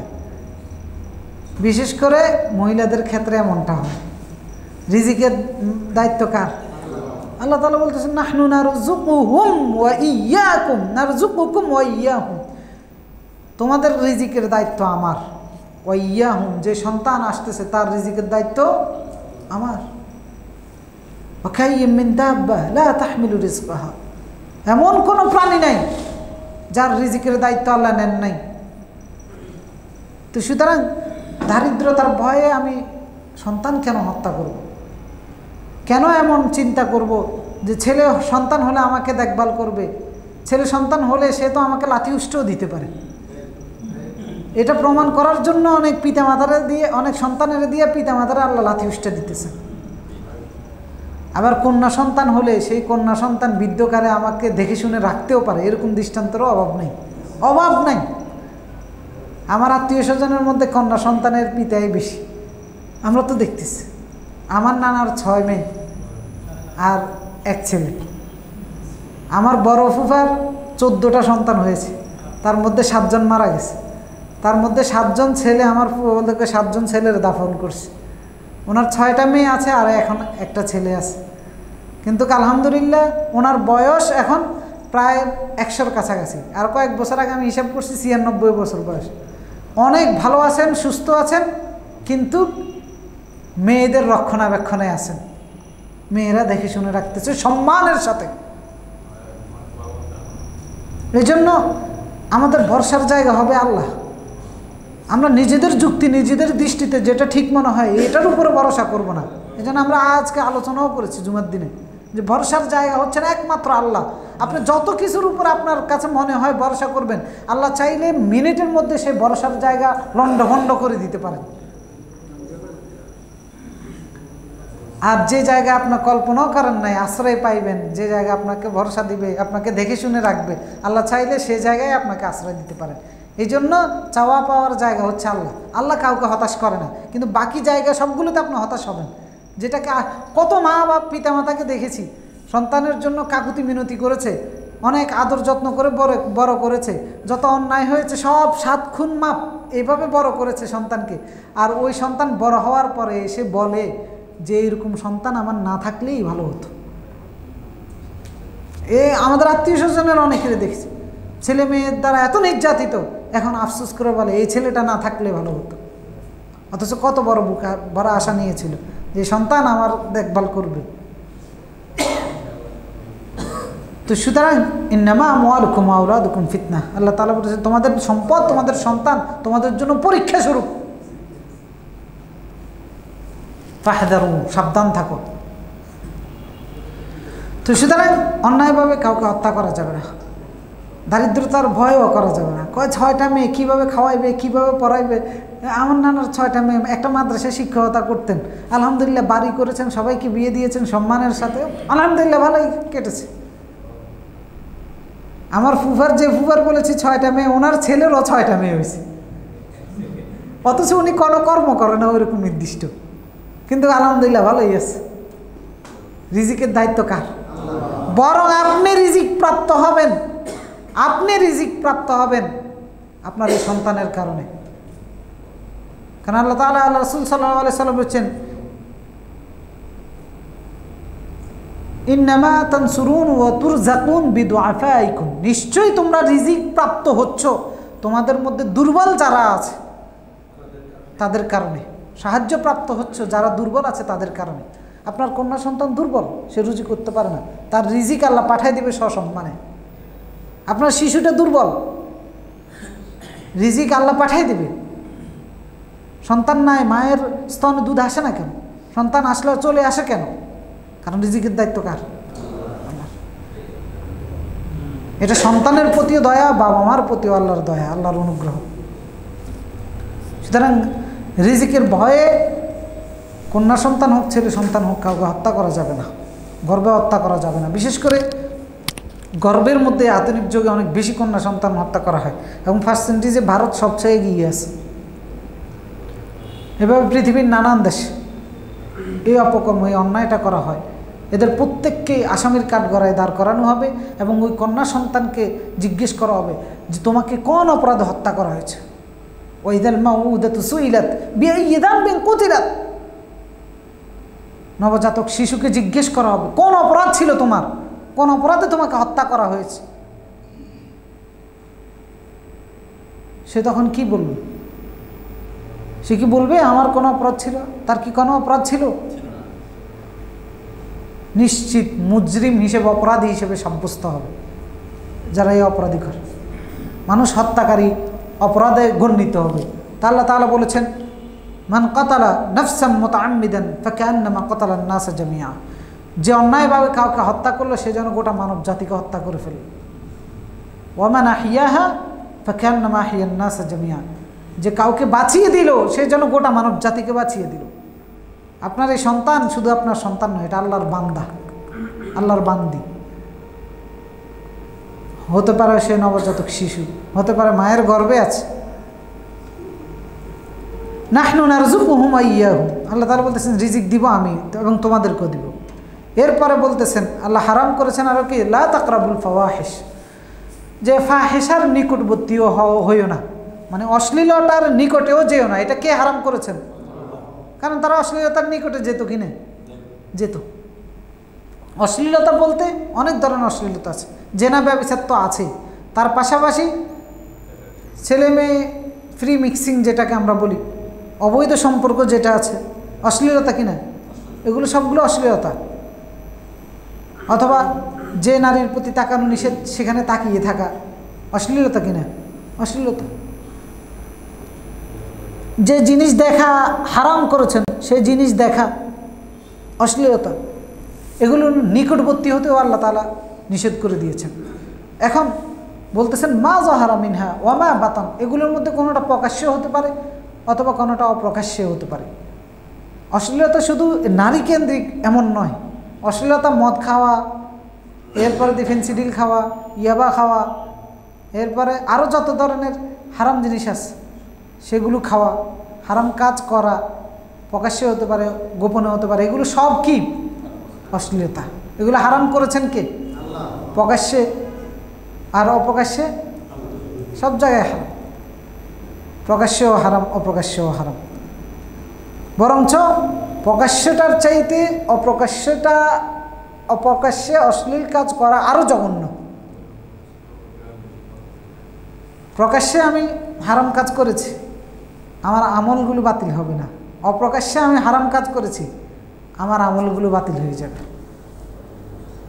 সহিহ আল জামের মধ্যে সাওবান রাদিয়াল্লাহু তাআলা আনহু বলতেছেন যে রাসূলুল্লাহ সাল্লাল্লাহু আলাইহি সাল্লাম বলেছেন, লা আ'লামান্না আকওয়ামান মিন উম্মতি ইয়াতুনা ইয়াওমাল কিয়ামা, অবশ্যই আমি জানি আমার উম্মতের মধ্যে একদল উম্মত কিয়ামতের ময়দানে আসবে বিহাসানাতিন আমসালি জিবালিন তিহামাতি বাইদা, এমন নেক আমল নিয়ে যে নেক আমলের দৃষ্টান্ত আল্লাহ তাআলা দিচ্ছে, আল্লাহ রাসূল দিচ্ছেন যে ওই পাহাড়ের মতো, শুভ্র তিহামা নামক পাহাড়ের মতো, পাহাড় সম পরিমাণ নেক আমল নিয়ে কিয়ামতের ময়দানে আমার একদল উম্মাহ হাজির হবে। এরপরে তিনি বলতেছেন যে ফায়াজআলুহাল্লাহু আযজা ওয়া জাল্লা হাবাআন মানসুরা, আল্লাহ তাদের নেক আমলগুলো ধুলিকণা বানিয়ে উড়িয়ে দিবেন। তো সাওবান রাদিয়াল্লাহু তাআলা আল্লাহ রাসূলকে জিজ্ঞেস করলেন যে সিফহুম লানা জাল্লিহিম লানা, যে আপনি তাদের গুণগুলো আমাদের কাছে বর্ণনা করুন। রাসূল তখন বললেন, হ্যাঁ মা ইন্নাহুম ইখওয়ানুকুম মিন জিলদাতিকুম, যে তারা তোমাদেরই ভাই, তোমাদের মতোই চামড়া মাংসের অধিকারী। ইয়াখুযুনা মিনাল লাইল কামা তাখুযুন, তোমরাও যেভাবে তাহাজ্জুদ গুজারি তারাও এরকম তাহাজ্জুদ গুজারি। প্রকাশ্যে শুধু নামাজ রোজা রাখে এরকম নয়, তাহাজ্জুদ গুজারিও এরা। ওয়ালাকিন্নাহুম কওমুন ইযা খালাউ বিমাহারিমিল্লাহ ইনতাহাকুহা, কিন্তু এরা এমন একটা দল যারা নিবৃতে একান্তে গোপনে সময় কাটায়, বিমাহারিমিল্লাহ ইনতাহাকুহা, তখন হারাম কাজের মধ্যে লিপ্ত হয়ে যায়। মনে করেন আমি আমার রুমে গিয়ে মোবাইল দেখে হারাম কোনো কিছু দেখতেছি, প্রকাশ্যে তো আমার সব হারাম। এখন কেউ কি জানে? আমাদের অপ্রকাশ্যের হারামের জগৎটার ব্যাপারে আমরা প্রত্যেকেরটা জানি। হ্যাঁ, কারোটা আল্লাহ রাব্বুল আলামিন শিক্ষার জন্য, দৃষ্টান্তের জন্য ফাঁস করে দেন দুনিয়াতেই। অনেকে, বেশিরভাগই আল্লাহ তাআলা গোপন রেখে দিয়েছেন। আল্লাহ যদি ফাঁস করে দেন আমরা কেউ বাঁচতে পারবো না, সবাইকে লাঞ্ছিত হইতে হবে, অপমানিত হইতে হবে, কিন্তু আল্লাহ গোপন করে রেখে দিয়েছেন। তো এই গোপন করে দিয়েছেন, এটা আমার জন্য একটা রহমত। মান সম্মান ইজ্জত নিয়ে চলতে পারতেছি। আমার গোপন হারাম কাজ যদি এখানে আল্লাহ প্রকাশ করে দেন, তা আমি আপনাদেরকে মুখ দেখাইতে পারবো? এরকম কত মানুষ আছে। এই যে ছাগল চুরির মতিউর, তার হারামটা প্রকাশ হয়ে যাবে, ভয়ে সে বলতেছে পোলা এটাই আমার না। মান সম্মান ইজ্জত হারানোর ভয়। দেখেন কিয়ামতের ময়দানে মানুষ ছেলেকে মনে রাখবে না, এটা অযৌক্তিক মনে হয়। মানে এত মায়া, এত মহাব্বত, বুঝে আমি এটা মনে রাখবো না। আল্লাহকে দুনিয়াতে প্রমাণ করে দেখাইতেছে। দেখেন মান সম্মান ইজ্জত কি জিনিস, যে বলতেছে ছেলে এটাই আমার না, দুনিয়াতেই বলতেছে। কিয়ামত, তার কিয়ামত তো হয়ে গেছে। সুতরাং প্রকাশ্য হোক অপ্রকাশ্য হোক, যে কোনো হারাম থেকে বিরত থাকতে হবে। কারণ প্রকাশ্যে নেকামল করে অপ্রকাশ্যে হারাম কাজে লিপ্ত হলে আমার প্রকাশ্য নেকামলের কোনো মূল্য নেই। সেগুলো ফায়াজআলুহাল্লাহু আযজা ওয়া জাল্লা হাবাআন মানসুরা, দুলুই কণা বানিয়ে উড়িয়ে দিবেন আল্লাহ তাআলা। আমাদের প্রত্যেকেরই অপ্রকাশ্যে অনেক দুর্বলতা আছে। এই ধরনের দুর্বলতা থেকে হেফাজত থাকার জন্য আল্লাহ তাআলা আমাদের সকলকে সেই তৌফিক দান করুন। এরপরে বলতেছেন, ওয়ালা তাকরাবুল ফাওয়াহিশ মা যাহারা মিনহা ওয়া মা বাতান, প্রকাশ্যে অপ্রকাশ্যে অশ্লীল কাজগুলো, এই যে নাটক সিনেমা যারা করে প্রকাশ্যে করতেছে, এগুলো সবগুলোর পরিণতি কী হবে? আল্লাহর হারাম কাজে লিপ্ত হওয়ার কারণে জাহান্নাম। ইন্নাল্লাযীনা ইউহিব্বুনা আন তাশিআল ফাহিশা, এরা শুধুমাত্র অশ্লীল কাজ করে না, ঈমানদার সমাজে অশ্লীলতা ছড়িয়ে দিচ্ছে এরা। আল্লাহ তাআলা সূরা নূরের মধ্যে বলেছেন ইন্নাল্লাযীনা ইউহিব্বুনা আন তাশিআল ফাহিশা ফিল্লাযীনা আমানু, যারা এটা চায় ইমানদার সমাজে অশ্লীলতা ছড়িয়ে পড়ুক, আল্লাহ তাআলা বলেছেন লাহুম আযাবুন ফিদ দুনিয়া ওয়াল আখিরাহ, আল্লাহ দুনিয়া এবং আখিরাতে লাহুম খিজুন ফিদ দুনিয়া, দুনিয়া এবং আখিরাতে এদেরকে লাঞ্ছিত করবেন। তো নাটক সিনেমা এরপরে দ্বারা এগুলো এমনকি মানে এতটা সহজ হয়ে গেছে, একজন আরেকজনকে প্রশ্ন করে যে তোর গার্লফ্রেন্ড কয়টা,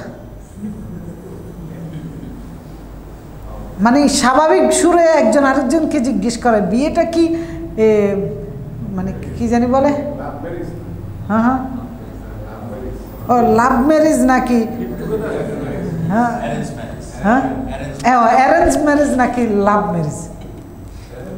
মানে দেখেন মনে হয় যেন জিনিসটা এটা মানে হারামটা হারাম নাই, হ্যাঁ এটা স্বাভাবিক। মানে কত বড় বেহায়া, কত বড় নির্লজ্জ হলে মানুষ এই জাতীয় বিষয়গুলো সহজভাবে মেনে নিয়েছে। এটা মানুষ মানে লজ্জা কী পরিমাণে বিলুপ্ত হলে এই জিনিসগুলোকে সহজ মনে করে। এমনকি গার্ডিয়ানরাও পর্যন্ত এগুলো তো অভ্যস্ত হয়ে গেছে, কিছু মনে করে না। ছেলের একটা মেয়ে বন্ধু আছে, মেয়ের একটা ছেলে বন্ধু আছে, বাচ্চারাও মানে বাপে বাচ্চাদের কাছে গল্প করে যে ওইটা আমার এক্স, ওইটা আমার রুম। মানে সমাজ কত নষ্ট হয়েছে এই শুধুমাত্র এই নাটকের কারণে, এই সিনেমাগুলোর কারণে, টিভির পর্দায় যেগুলো আছে এগুলোর কারণে। কারণ এগুলো প্র্যাকটিক্যাল ভাবে এই নোংরামিগুলো শিক্ষা দিচ্ছে, এই জন্য আল্লাহ এদেরকে লাঞ্ছিত করবেন। আপনারা সিনেমার পর্দায় দেখেন আর কি এদের জীবনটা কত আনন্দময় বিনোদনময়, কিন্তু এদের জীবনটা বিতৃষ্ণায় ভরপুর, কারণ আল্লাহর গজব এদের জীবনের উপর আছে। দুই একটা আল্লাহ রাব্বুল আলামিন আমাদেরকে দেখাইছেন নমুনা হিসেবে যে অমুক তমুক, কিন্তু এগুলো সবগুলোরই একই অবস্থা। হ্যাঁ, যারা তওবা করেছে খালেস নিয়তে, আল্লাহ তাআলা হয়তো তাদের তওবা কবুল করেছেন, মাফ করে দিয়েছে। অনেকের ক্ষেত্রে অনেকে ভালো আছে তওবা, কারণ তওবা করেছে হয়তো ইল্লাল্লাযীনা তাবু মিন বা'দি যালিকা ওয়াসলাহু, যারা তওবা করে এবং নিজেদেরকে ইসলাহ করে নিয়েছে, সংশোধন করে নিয়েছে, আল্লাহ তাদেরকে ক্ষমা করে দেয়। কিন্তু যারা এখনও ওই পথে রয়েছে ওদেরকে আল্লাহ ছাড় দিবেন না, লাঞ্ছিত করবেন, অপমানিত করবেন দুনিয়াতেও আখেরাতে, কারণ ইমানদার সমাজটাকে নষ্ট করে দিচ্ছে তারা। তো এগুলো প্রকাশ্যে হারাম কাজ, আর অপ্রকাশ্যেরগুলো তো আছে। এরপরে বলেছেন আরেকটা হচ্ছে ওয়ালা তাকতুলুন নাফস আল্লাতী হারামাল্লাহু ইল্লা বিল হক, যাদেরকে আল্লাহ হারাম করেছেন হত্যা করা, এরকম কাউকে হত্যা করা যাবে না।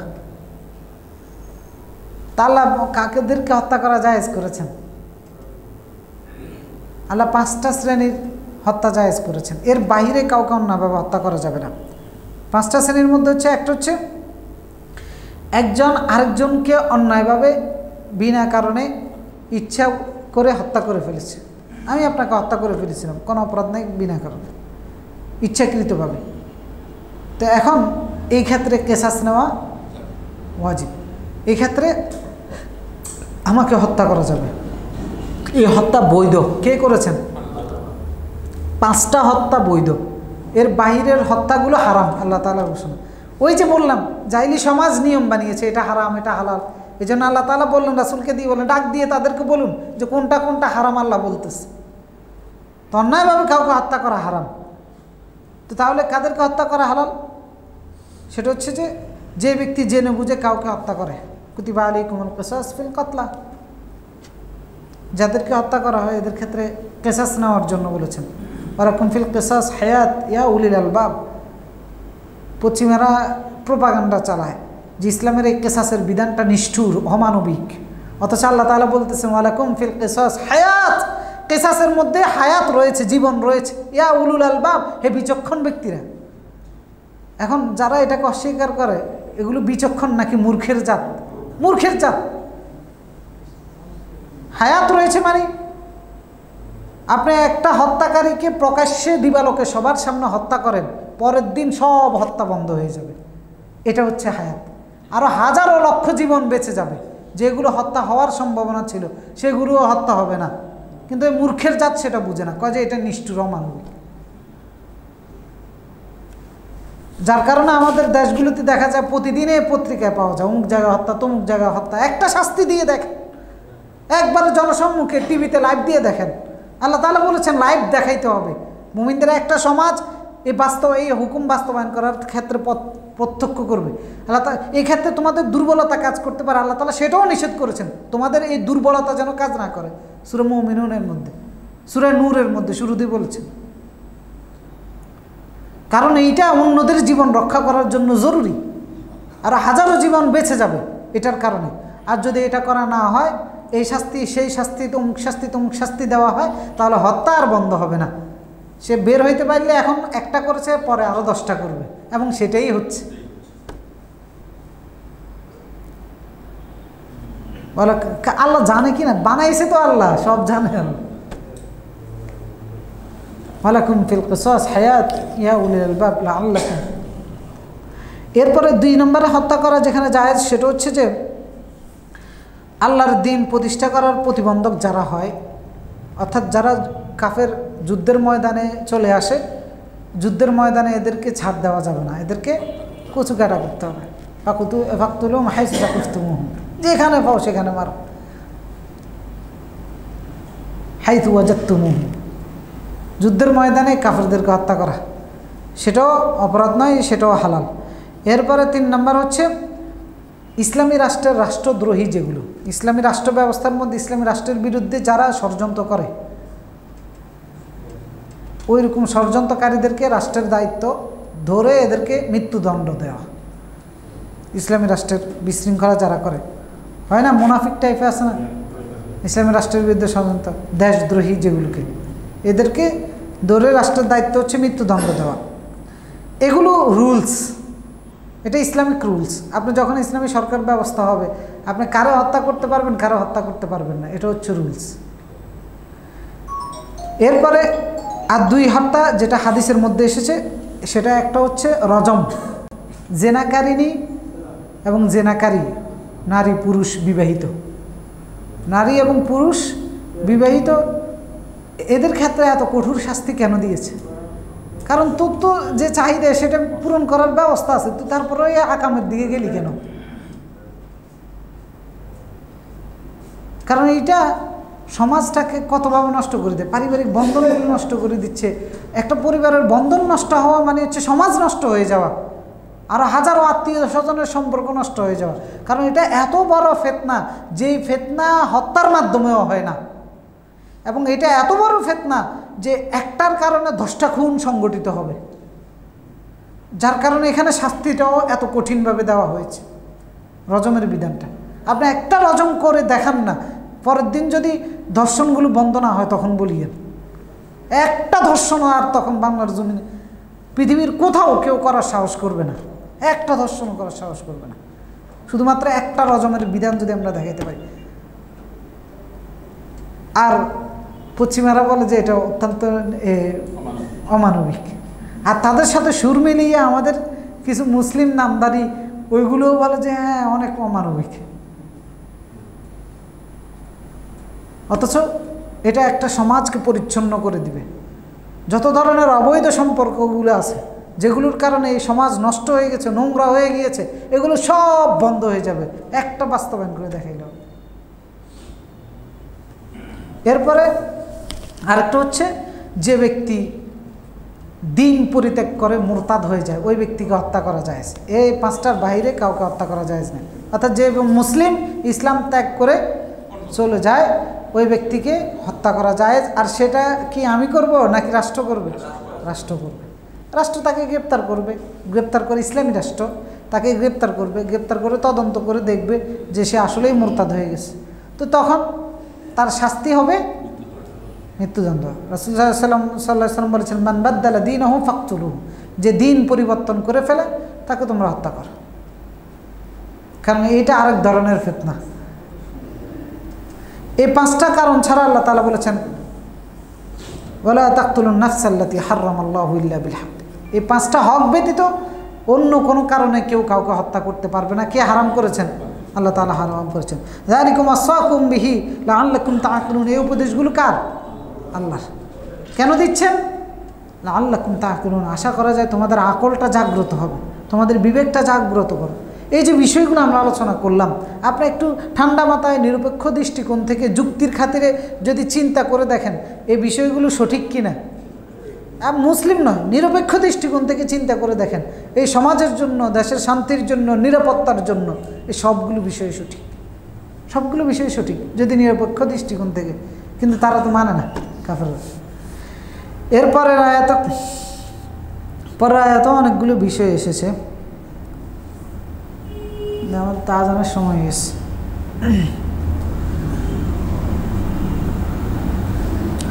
পরে 152 নম্বর আয়াত আল্লাহ রাব্বুল আলামিন বলতেছেন, ওয়ালা তাকরাবু মালাল ইয়াতীমি ইল্লা বিল্লাতী হিয়া আহসানু হাত্তা ইয়াবলুগা আশুদ্দাহ ওয়া আওফুল কাইলা ওয়াল মিজানা বিল কিসতি লা নুকাল্লিফু নাফসান ইল্লা বুসআহা ওয়া ইযা কুলতুম ফা'দিলু ওয়ালাউ কানা যা কুরবা ওয়া বিআহদিল্লাহি আওফু যালিকুম ওয়াসাকুম বিহি লাআল্লাকুম তাযাক্কারুন। ওয়ালা তাকরাবু মালাল ইয়াতীমি ইল্লা বিল্লাতী হিয়া আহসান হাত্তা ইয়াবলুগা আশুদ্দাহ, তোমরা এতিমের সম্পদের নিকটবর্তীও হবে না উত্তম পন্থা ব্যতীত যতক্ষণ পর্যন্ত না তারা উপযুক্ত বয়সে না পৌঁছায়। ওয়াউফুল কাইলা ওয়াল মিজান, ওজন এবং কেজি করে যেটা পরিমাপ করা হয় সেটা ন্যায়সঙ্গতভাবে করবা। লা নুকাল্লিফু নাফসান ইল্লা বুসআহা, আল্লাহ সাধ্যের বাহিরে কাউকে কোনো দায়িত্ব দেন না। ওয়াইদা কুলতুম ফাআদিলু, কথা যখন বলবা আদলের সাথে বলবা। ওয়ালাউ কানা যা কুরবা, নিকটাত্মীয় হলেও। ওয়া বিআহদিল্লাহি আওফু, আল্লাহর সাথে করা ওয়াদা, চুক্তি, প্রতিশ্রুতি রক্ষা করবা। যালিকুম ওয়াসাকুম বিহি লাআল্লাকুম তাযাক্কারুন, এগুলো কার উপদেশ? আল্লাহর উপদেশ। লাআল্লাকুম তাযাক্কারুন, আশা করা যায় তোমরা উপদেশ গ্রহণ করবা। তার মানে এর বাহিরে যাওয়াটাও আল্লাহ হারাম করেছেন, কারণ এই উপদেশ তো ওই রাসূল ডাক দিয়ে এনে উপদেশ দিচ্ছেন যে আল্লাহ কী কী হারাম করেছেন। এই হারাম করার মধ্যে হলো এটা, এতিমের মাল বক্ষণ করা আল্লাহ কী করেছেন? হারাম করেছেন। ওয়ালা তাকরাবু মালাল ইয়াতীম, বললেন যে এতিমের মালের কাছেও যেও না, কারণ কাছে গেলে কি খেয়ে ফেলতেছি নাকি? কিন্তু কেন হারাম করেছেন? কাছে গেলে খেয়ে ফেলার সম্ভাবনা আছে। ওয়ালা তাকরাবু মালাল ইয়াতীম ইল্লা বিল্লাতী হিয়া আহসান, হ্যাঁ যেতে পারো সঠিক কোনো কারণ যদি থাকে। হাত্তা ইয়াবলুগা আশুদ্দাহ, যতদিন পর্যন্ত না এই এতিম প্রাপ্তবয়স্ক না হয়। কারণ এই সমাজে হয়তো আমরা সামাজিকভাবে এতিমদের দেখভাল করি না, কিন্তু তৎকালীন সমাজে একটা ছেলের বাবা মারা গেলে তার চাচা যারা অন্যরা তার দেখভাল করত, এবং ওই বাচ্চার পিতার যে সম্পদ ছিল সেইটারও তত্ত্বাবধান তারা করত। এখনকার সমাজে হয়তো ব্যক্তির ক্ষেত্রে এটা করা হয় না, একটা সংস্থার মাধ্যমে এগুলো করা হয়। এখনকার সমাজে দেখা যায় যে এতিমের দেখভাল বিভিন্ন সংস্থা করে, এতিমখানাগুলো করে।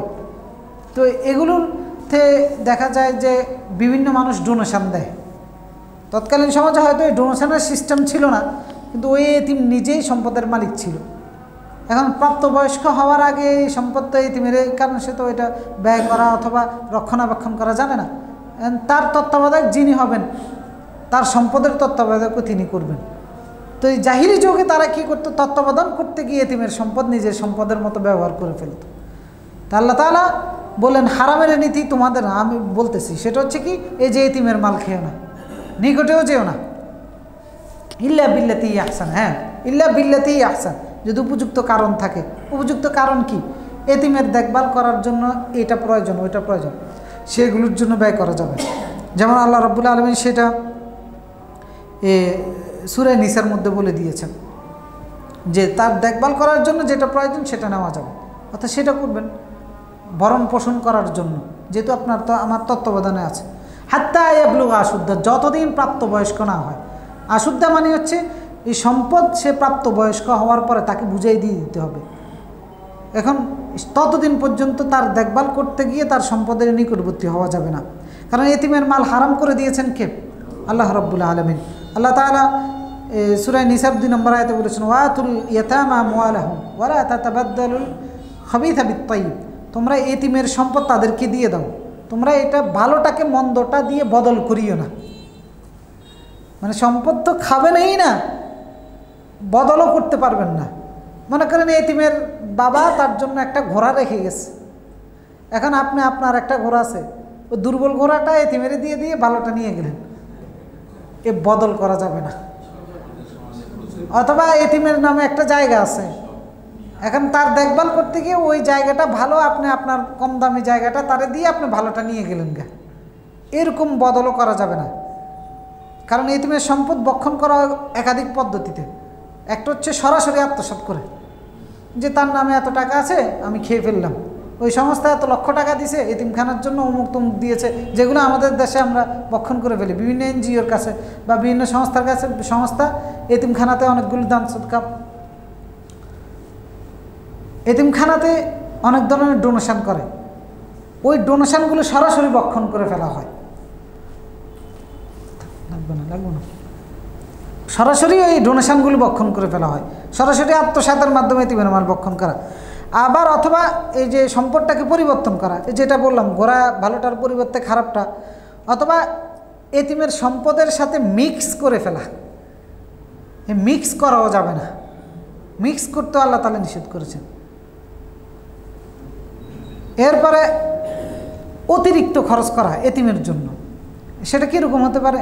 আপনার অধীনে একটা ছেলে এতিম আছে, তো তাকে খাওয়ানোর জন্য আজকে এক বস্তা চাউল কিনবেন, তো তার জন্য আপনি দরকার হচ্ছে 10 কেজি ওজনের বস্তা, আপনি কিনে নিয়ে আসলেন 25 কেজি ওজনের বস্তা। এরপরে দিয়ে এবারে ওর জন্যই তো আনছিলাম, এখন আর 15 কেজি বাড়তেই আমরা খেয়ে ফেলি। এটা হচ্ছে মিক্স করা, এটাও করা যাবে না। এই জাতীয় বিষয়গুলো হয় সমাজে। আমরা 5 টাকা খরচ করার দরকার 50 টাকা খরচ করে ফেললেন, যে উদ্বৃত্ত যেটা থাকে সেটা আমরা আমার বাচ্চাদেরকে দিয়ে দিলাম বা আমরা ব্যবহার করলাম। এগুলো আল্লাহ তাআলা নিষেধ করেছেন, ওয়ালা তাকুলু আমওয়ালাহুম ইলা আমওয়ালিকুম, তোমরা তাদের সম্পদের সাথে তোমাদের সম্পদ মিক্স করে খেয়ে ফেলিও না। ইন্নাহু কানা হুবান কাবীর, এটা জঘন্যতম অপরাধ হিসেবে বিবেচিত হবে। এতিমের সম্পদ যারা বক্ষণ করে, আল্লাহ তাআলা বললেন সে যেন সম্পদ বক্ষণ করে নাই, আগুন বক্ষণ করেছে। ইন্নাল্লাযীনা ইয়াকুলুনা আমওয়ালাল ইয়াতামা যুলমান, ইন্নাল্লাযীনা ইয়াকুলুনা আমওয়ালাল ইয়াতামা যুলমান, যারা অন্যায়ভাবে এতিমের সম্পদ বক্ষণ করে, ইন্নামা ইয়াকুলুনা ফি বুতুনিহিম নারা, তারা যেন তাদের পেটের মধ্যে কি ঢুকাইছে? জাহান্নামের আগুন ঢুকাইছে। ওয়া সায়াসলাউনা সাঈরা, আল্লাহ ও ছেড়ে পৌঁছাই দিব ওই সেই জায়গায়, মানে তার মিতা যেখানে থাকে সেখানে খাইছেও আগুন, ঢুকাই দিব আগুনের ভিতরে। ও সায়াসলাউনা সাঈরা, এই জন্য এতিমের মাল কোনো অ্যাঙ্গেল থেকে বক্ষণ করা যাবে না। হ্যাঁ, এতিমের মালের রক্ষণাবেক্ষণ করা যাবে, সে প্রাপ্তবয়স্ক হওয়ার পরে তাকে দিয়ে দিতে হবে। আর প্রাপ্তবয়স্ক হওয়ার আগ পর্যন্ত তার ভরণ পোষণ করার জন্য যতটুকু প্রয়োজন ততটুকু নেওয়া যাবে। আল্লাহ তাআলা সূরা নিসার 6 নম্বর আয়াতে বলেছেন, ফাইন আনাস্তুম মিনহুম রুশদান ফাদফাউ ইলাইহিম, যদি তোমরা বুঝতে পারো যে সে পরিপক্ক হয়েছে, তার সম্পদ তাকে বুঝাই দাও। ওয়ালা তাকুলুহা ইসরাফা, অতিরিক্ত ব্যয় করে তোমরা খেয়ে ফেলিও না। ও বিদারা নাই একবারও, যে বাচ্চা তো বড় হয়ে যাইতেছে, এখনই তাড়াতাড়ি খেয়ে ফেলি, 10 টাকার জায়গায় 5 টাকা খরচ করি, 20 টাকার জায়গায় 50 টাকা খরচ করি, নাহলে বড় হইলে তো করতে পারবো না। আল্লাহু আকবার, মানে আল্লাহ মানুষের দুর্বলতার সব জানেন, একবারে সব বিস্তারিত বলে দিয়েছেন। ওয়ালা তাকুলুহা ইসরাফা ওয়া বিদারা নাই একবারও, যে তারা বড় হয়ে যাবে এই ভয়ে তারা উড়া করে খেয়ে ফেলিও না। বরং মান কানা গনিয়ান, আল্লাহ পরামর্শ দিলেন, মান কানা গনিয়ান ফালিয়াস্তাফিফ, যে ধনী সে পারলে বিরত থাকুক, মানে প্রয়োজনীয় যেটা আছে সেটাও না নেক, এটাই উত্তম। ওয়ামান কানা ফাকিরান, আর যে দরিদ্র, ফালিয়াকুল বিল মারুফ, সে যে পরিমাণে প্রয়োজন সে পরিমাণে খেতে পারে। ফাইদা দাফাতুম ইলাইহিম আমওয়ালাহুম ফাশহিদু আলাইহিম, যখন পরিপক্ক হয়ে যাওয়ার পরে তাদের সম্পদ তাদেরকে বুঝিয়ে দিবা, তখন সাক্ষী রেখে দিও, না হলে পরে কেচাল লাগবে, এই জন্য সাক্ষী রেখে দিও। দেখেন আল্লাহর নীতিমালাগুলো, একটা সমাজ কত নিরাপদ থাকতে পারে, যেগুলো নিয়ে আমরা মারামারি করি, ধরাধরি করি, সেইগুলো সে মারামারিও যেন না হয়, একটা সমাজের মধ্যে বিশৃঙ্খলা যেন না হয়। এই নীতি শুধু মুসলিম সমাজের জন্য নিরাপদ, যে কোনো সমাজের জন্য, গোটা বিশ্বজাহানের যে অমুসলিম হোক সেও যদি মেনে চলে, তার শান্তি নিরাপত্তার জন্য এগুলো গ্যারান্টি। এরপরে বললেন ওয়াউফুল কাইল ওয়াল মিজান বিল কিসত, ওজন করলে সঠিকভাবে করতে হবে। কিলোগ্রাম দিয়ে হতে পারে অথবা অন্য কোনো কিছু দিয়ে ওজন হতে পারে, সেটা বেশ কম করা যাবে না। নেওয়ার সময় বেশি নিলাম, দেওয়ার সময় কম দিলাম, এগুলো করা যাবে না। এখানে ওজন দ্বারা শুধুমাত্র এটা উদ্দেশ্য নয় যেগুলো কেজিতে মাপা হয়, যে চাল ডাল গম ভুট্টা তরি তরকারি অথবা মাছ অথবা গরুর মাংস টাংস, এখানে উদ্দেশ্য এটা নয়, বরং এখানে খাদ্যশস্য কৃষিজাত পণ্য সেগুলোও হতে পারে, অথবা ব্যবহারিক জিনিস যেগুলো খাদ্যশস্যের বাইরে সেগুলোও হতে পারে। বলে সেগুলোর মধ্যে ওজনে বেশ কম কি? সেগুলোর মধ্যে ওজনে বেশ কম হচ্ছে কোয়ালিটিটা, যে পরিমাণে আপনি টাকা নিচ্ছেন সেই পরিমাণে কোয়ালিটি মেনটেন করলেন না, এটাও ওজনে কম দেওয়া। মনে করেন আমি একটা গ্লাস কিনলাম 500 টাকা দিয়ে, এখানে যে মান বজায় রাখার দরকার আপনি সেই গ্লাসটার মধ্যে মান বজায় না রেখে 20 টাকার একটা গ্লাস আমাকে ধরাই দিলেন, এটাও ওজনে কম দেওয়া। এরপরে আবার কম দেওয়ার অর্থ হচ্ছে আর একটা, সেবা দানকারী প্রতিষ্ঠান সেবা দেওয়ার ক্ষেত্রে কমতি করা। বিভিন্ন অধিদপ্তর আছে, বিভিন্ন মন্ত্রণালয় আছে যাদের দায়িত্ব হচ্ছে পাবলিককে সেবা দেওয়া। এখন সে সেবা দেওয়ার ক্ষেত্রে যেই মানের সেবাটা দেওয়া তার দায়িত্ব, ওই মানের সেবাটা না দিয়ে কম দেওয়ার নামও হচ্ছে ওজনে কম বেশ কম করা। এরপরে যে আবার এটা কখনো স্থানের সাথেও হতে পারে, যে আপনি আমাকে যে জিনিসটা দিবেন এই জিনিসটা যে জায়গায় দিতেন ওই জায়গায় না দিয়ে আরেক জায়গায় দিয়েছেন যেখানে আমি ক্ষতিগ্রস্ত হয়েছি, এটাও ওজনে কম দেওয়া। অথবা এটা সময়ের সাথেও হতে পারে, যে সময়ে আপনি আমাকে জিনিসটা দেওয়ার দরকার ছিল ওই সময়ে না দিয়ে এমন সময় দিয়েছেন আমি ক্ষতিগ্রস্ত হয়েছি, এটাও ওজনে কম দেওয়া। সুতরাং এগুলো যে কোনো আদান প্রদানের ক্ষেত্রে যে কোনো ধরনের অনিয়মটাই হচ্ছে ওজনে কম দেওয়া। আপনি শিক্ষক, ছাত্রকে 1 ঘন্টা সময় দেওয়া আপনার দায়িত্ব, 60 মিনিট, আপনি 30 মিনিট দিয়েছেন, আপনি কম দিয়েছেন। আপনি ডাক্তার, আপনি নার্স হতে পারেন, রোগীর সেবা, এই সমস্ত ক্ষেত্রে আপনি বিক্রেতা, কোয়ালিটি মেনটেন করলেন, এগুলো সব ওজনে কম দেওয়া। এগুলো হারাম করেছেন কে? আউফুল কাইল ওয়াল মিজান। আল্লাহ তাআলা বলেছেন সূরা মুতাফফিফিন, ওয়াইলুল লিল মুতাফফিফিন, ধ্বংস তাদের জন্য যারা ওজনে কম দেয়। অর্থাৎ এই সমস্ত ক্ষেত্রে যারা কম দেয় তাদের জন্য ধ্বংস। তো কীরকম ধ্বংস? এদেরকে ইসলামী রাষ্ট্র ব্যবস্থা থাকলে এই যে বাজার ব্যবস্থাপনায় যারা এই অনিয়মগুলো করে এদেরকে রাষ্ট্রদ্রোহী হিসেবে গ্রেপ্তার করা হতো। ওয়ালা তাবখাসুন নাস আশিয়াহুম ওয়ালা তাআসাউ ফিল আরদি মুফসিদিন, এই আয়াত হচ্ছে তার দলিল। আল্লাহ তাআলা বলেছেন মানুষকে ওজনে কম দিও না, সীমা লঙ্ঘন করিও না, দেশের মধ্যে ফাসাদকারী হইও না, দেশদ্রোহী এরা। গ্রেপ্তার করা হতো এদেরকে, গ্রেপ্তার করে শাস্তি নিশ্চিত করা হতো এদেরকে। আজকে কি আমরা আল্লাহর এই নীতিমালার সাথে আছি? নেই। যার যেখানে যেমনে মনে হচ্ছে আমরা এমনি চলতেছি। এরপরে এগুলো তো দুনিয়া। এরপরে ওজনে কম দিলে আল্লাহ রাসূল সাল্লাল্লাহু আলাইহি সাল্লাম বলেছেন, সহিহ ইবনে মাজার মধ্যে বলেছেন যে ওয়ালাম ইয়ানকুসুল মিকিয়াল ওয়াল মিজান ইল্লা উখিযু বিসসিনিন ওয়া শিদ্দাতিল মুউনা ওয়া জাওরিস সুলতানা আলাইহিম। যারা ওজনে বেশ কম করে আল্লাহ তাআলা তাদের উপর দুর্ভিক্ষ চাপিয়ে দেন এবং কষ্টের বোঝা দিয়ে তাদেরকে পাকড়াও করেন। ওয়া জাওরিস সুলতান আলাইহিম, অত্যাচারী জালেম শাসক তাদের উপরে বসিয়ে দেন।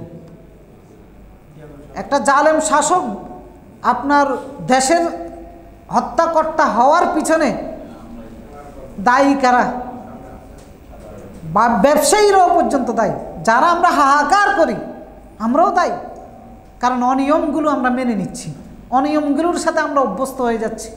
এই জন্যই ঠিক আছে অনিয়মের সাথেই থাক। আর আল্লাহর আসমানের বরকতের দরজা জমিনের বরকতের দরজাও বন্ধ। তো কত বড় একটা অপরাধ। আরেক হাদিসের মধ্যে বলেছেন আল্লাহ রিজিক থেকে বঞ্চিত করে দেন। আরেক হাদিসের মধ্যে রাসূল সাল্লাল্লাহু আলাইহি ওয়াসাল্লাম বলেছেন যে ইল্লা মানাহুল্লাহু আযজা জালাল কাতার, বৃষ্টি বন্ধ করে দেন ওজনে বেশ কম করার কারণে। তো সুতরাং এই ওজনে বেশ কম অনেক ক্ষেত্র হয়, এগুলোর ক্ষেত্রে এই বেশ কমগুলো করা যাবে না, আল্লাহ হারাম করেছেন।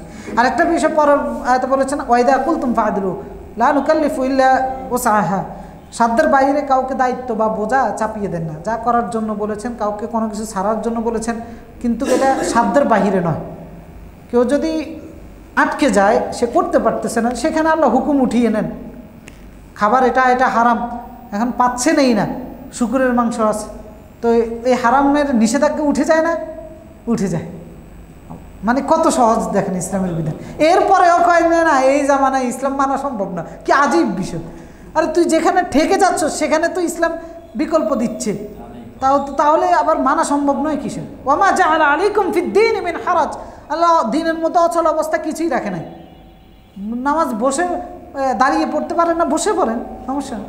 বসে পারেন না, শুয়ে পড়েন, বিকল্পর বিকল্প। রোজা দিনে রোজা রাখতে পারতেছেন না, ঠিক আছে অন্য সময় রাখুন, বিকল্পর পর বিকল্প। হালাল খাবার পাচ্ছেন না, ঠিক আছে বাঁচার জন্য যতটুকু প্রয়োজন এতটুকু হালাল হারাম আপনি গ্রহণ করেন, বিকল্পের উপর বিকল্প।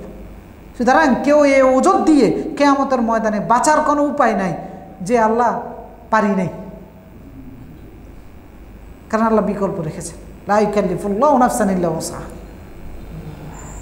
সাধ্যের বাইরে কাউকে দায়িত্ব বোঝা কাজ আল্লাহ চাপিয়ে দেন না। এরপরে বলেছেন ওয়াইদা কুলতুম ফাআদিলু, কথা বললে আদল করে বলতে হবে, ইনসাফপূর্ণ কথা বলতে হবে, পক্ষপাতিত্ব করা যাবে না। ওয়ালাউ কানা দা কুরবা, নিকট আত্মীয় হলেও, কারণ আমরা স্বজন প্রীতি করে কথা বলি, যার কারণে আল্লাহ তাআলা বললেন স্বজন প্রীতি করে কথা বলা হারাম করেছেন কে? আল্লাহ। আমরা দল প্রীতি করে কথা বলি, হারাম করেছেন কে? আল্লাহ। পক্ষপাতিত্বমূলক কথা বলি, স্বার্থের পূজারী হয়ে কথা বলি, শান শওকতের পূজারী বা শান শওকত দেখে আমরা কথা বলি, মানে কারো শান শওকত দেখলে তখন অন্য কথার সুর পাল্টি যায়, নেতা দেখলে সুর পাল্টি যায়, আল্লাহ তাআলা এগুলো নিষেধ করেছেন। পক্ষপাতিত্ব ছেলে হলে একরকম কথা, নিজের আত্মীয় স্বজন হলে একরকম কথা। আল্লাহ তাআলা ওয়াইদা কুলতুম ফাআদিলু, কথা বলবা আদল করে বলবা, ওয়ালাউ কানা দা কুরবা, নিকট আত্মীয় হতে পারে, ন্যায় এবং ইনসাফপূর্ণ কথা বলবা, অর্থাৎ সত্য কথা বলতে হবে। কারণ আমার প্রতিটা কথার রেকর্ড হচ্ছে কিনা, সূরা কফের মধ্যে বলেছেন মা ইয়ালফিযু মিন কাওলিন ইল্লা লাদাইহি রাকিবুন আতীদ। 1 মিনিট শেষ করে দিচ্ছি, যে একটা শব্দ আমরা উচ্চারণ করি না যেটা লিপিবদ্ধ করার জন্য প্রস্তুত আছেন একজন, রেকর্ড হচ্ছে। তার মানে এই কথার ভিত্তিতে আমার বিনিময় নির্ধারিত হবে। সেজন্য কথা বলতে হলে আদল করে ইনসাফপূর্ণ কথা বলতে হবে। কথার মাধ্যমে কারো উপর জুলুম যেন না হয়, কথার মাধ্যমে কারো ক্ষতি যেন না হয়, সে আমার নিকট আত্মীয় হলেও পক্ষপাতিত্বমূলক কথাবার্তা যেন না বলি। এরপরে আরেকটা জিনিস হারাম করেছেন বিআদিল্লাহি, আল্লাহর সাথে করা ওয়াদা চুক্তি তোমরা রক্ষা করে চলো। আল্লাহর সাথে বলা, আল্লাহর সাথে কি ওয়াদা করেছি? যখন একটা মানুষের সাথে আমি চুক্তিবদ্ধ হচ্ছি যে কোনো কিছুতে, সেটাই আল্লাহর সাথে করা চুক্তি, সেটা রক্ষা করা আমাদের দায়িত্ব। আল্লাহ তাআলা সূরা মায়েদার শুরুতে বলেছেন ইয়া আইয়ুহাল্লাযীনা আমানু আউফু বিল উকুদ, হে ঈমানদারগণ তোমরা ওয়াদা প্রতিশ্রুতিগুলো রক্ষা করো। এই আয়াত নাযিল হয়েছে মুশরিকদের ক্ষেত্রে, অর্থাৎ মুশরিকদের সাথে করা চুক্তি রক্ষা করা যদি আপনার দায়িত্ব হয়, তাহলে একজন মুসলিমের সাথে চুক্তি রক্ষা করা কত বড় দায়িত্ব। কাইন্নাল আহদা, কারণ আল্লাহ তাআলা বলেছেন যে চুক্তি রক্ষা না করা মানে হচ্ছে যে আল্লাহর নাম বেছে খেয়ে ফেলা। ওয়ালা তাশতারু বিআদিল্লাহি থামানান কলিলা, আল্লাহ তাআলা বলেছেন যে তোমরা আল্লাহর সাথে করা চুক্তি সামান্য মূল্যে বিক্রি করে দিও না। আপনি আরেকজনের সাথে চুক্তিবদ্ধ হচ্ছেন, সেটা যখন রক্ষা করতেছেন না, তখন আল্লাহ বলতেছে যে আল্লাহর সাথে করা চুক্তি সামান্য স্বার্থের কারণে তুমি বিক্রি করে দিচ্ছ। হয়তো স্বার্থটা কি, একটা প্লটের জন্য চুক্তিবদ্ধ হয়েছেন ৭৫,০০০ টাকা, এখন চুক্তি ভঙ্গ করে বলতেছেন ৬০,০০০ টাকা। এই ১০ লক্ষ টাকার বিনিময়ে আপনি আল্লাহর সাথে করা ওয়াদা ভঙ্গ করে ফেলেছেন, ১০ লক্ষ টাকার বিনিময়ে চুক্তি ভঙ্গ করে ফেলেছেন। এই জন্য আল্লাহ তাআলা সূরা আন-নাহলের মধ্যে এগুলো নিষেধ করে বলেছেন মা ইনদাকুম ইয়ানফাদ ওয়া মা ইনদাল্লাহি বাক, তোমরা চুক্তি ভঙ্গ করে অথবা প্রতিশ্রুতি ভঙ্গ করে তোমরা যেটা অর্জন করবা অথবা রক্ষা করেও যেটা অর্জন করবা, এটা কি থাকবে নাকি ধ্বংস হয়ে যাবে? ধ্বংস হয়ে যাবে। কিন্তু ওয়া মা ইনদাল্লাহি বাক, চুক্তি রক্ষা করে প্রতিশ্রুতি রক্ষা করে আমি যেটা অর্জন করব আল্লাহর কাছে সেটা ভঙ্গ হবে, সেটা কখনো শেষ হবে? শেষ হবে না। সুতরাং ওয়াদা প্রতিশ্রুতি রক্ষা করা, এটা ভঙ্গ করা কে হারাম করেছেন? রাসূল শোনাচ্ছেন কোনটা কোনটা হারাম। সুতরাং ওয়াদা রক্ষা করাও আমাদের দায়িত্ব, এটা ভঙ্গ করাও হারাম। আর এটা ভঙ্গ করা মানে হচ্ছে আল্লাহর সাথে করা চুক্তি ভঙ্গ করা, এটা ভঙ্গ করা মানে হচ্ছে নিজের দিনদারিত্বকে নষ্ট করে দেওয়া। রাসূলুল্লাহ সাল্লাল্লাহু আলাইহি ওয়াসাল্লাম বলেছেন লা ঈমানা লিমান লা আমানাতা লা, যার মধ্যে আমানতদারিতা নাই তার মধ্যে ঈমান নাই। ওয়ালা দীনা লিমান লা আহদা লা, যে ওয়াদা প্রতিশ্রুতির তোয়াক্কা করে না তার মধ্যে দিনদারিত্বও নেই। সর্বশেষ বলতেছেন যালিকুম ওয়াসাকুম বিহি লাআল্লাকুম তাযাক্কারুন। কার উপদেশ এগুলো? আল্লাহর উপদেশ। কেন দিচ্ছেন? যাতে করে তোমরা তাযাক্কারুন, উপদেশ গ্রহণ করে চলতে পারো। আল্লাহ তাআলা হারাম কোনটা জানিয়ে দিয়েছেন। আল্লাহ তাআলা এই বিষয়গুলোর উপর আমল করার তৌফিক আমাদেরকে দান করুন। জাযাকুমুল্লাহু খাইরান। ধৈর্য ধারণ করে অনেক সময় আপনারা শুনেছেন। আল্লাহ তাআলা যেন আপনাদের সকলকে উপযুক্ত বিনিময় দান করুন। সুবহানাকাল্লাহুম্মা ওয়া বিহামদিকা আশহাদু আল্লা ইলাহা ইল্লা আনতা আস্তাগফিরুকা ওয়া আতুবু ইলাইক।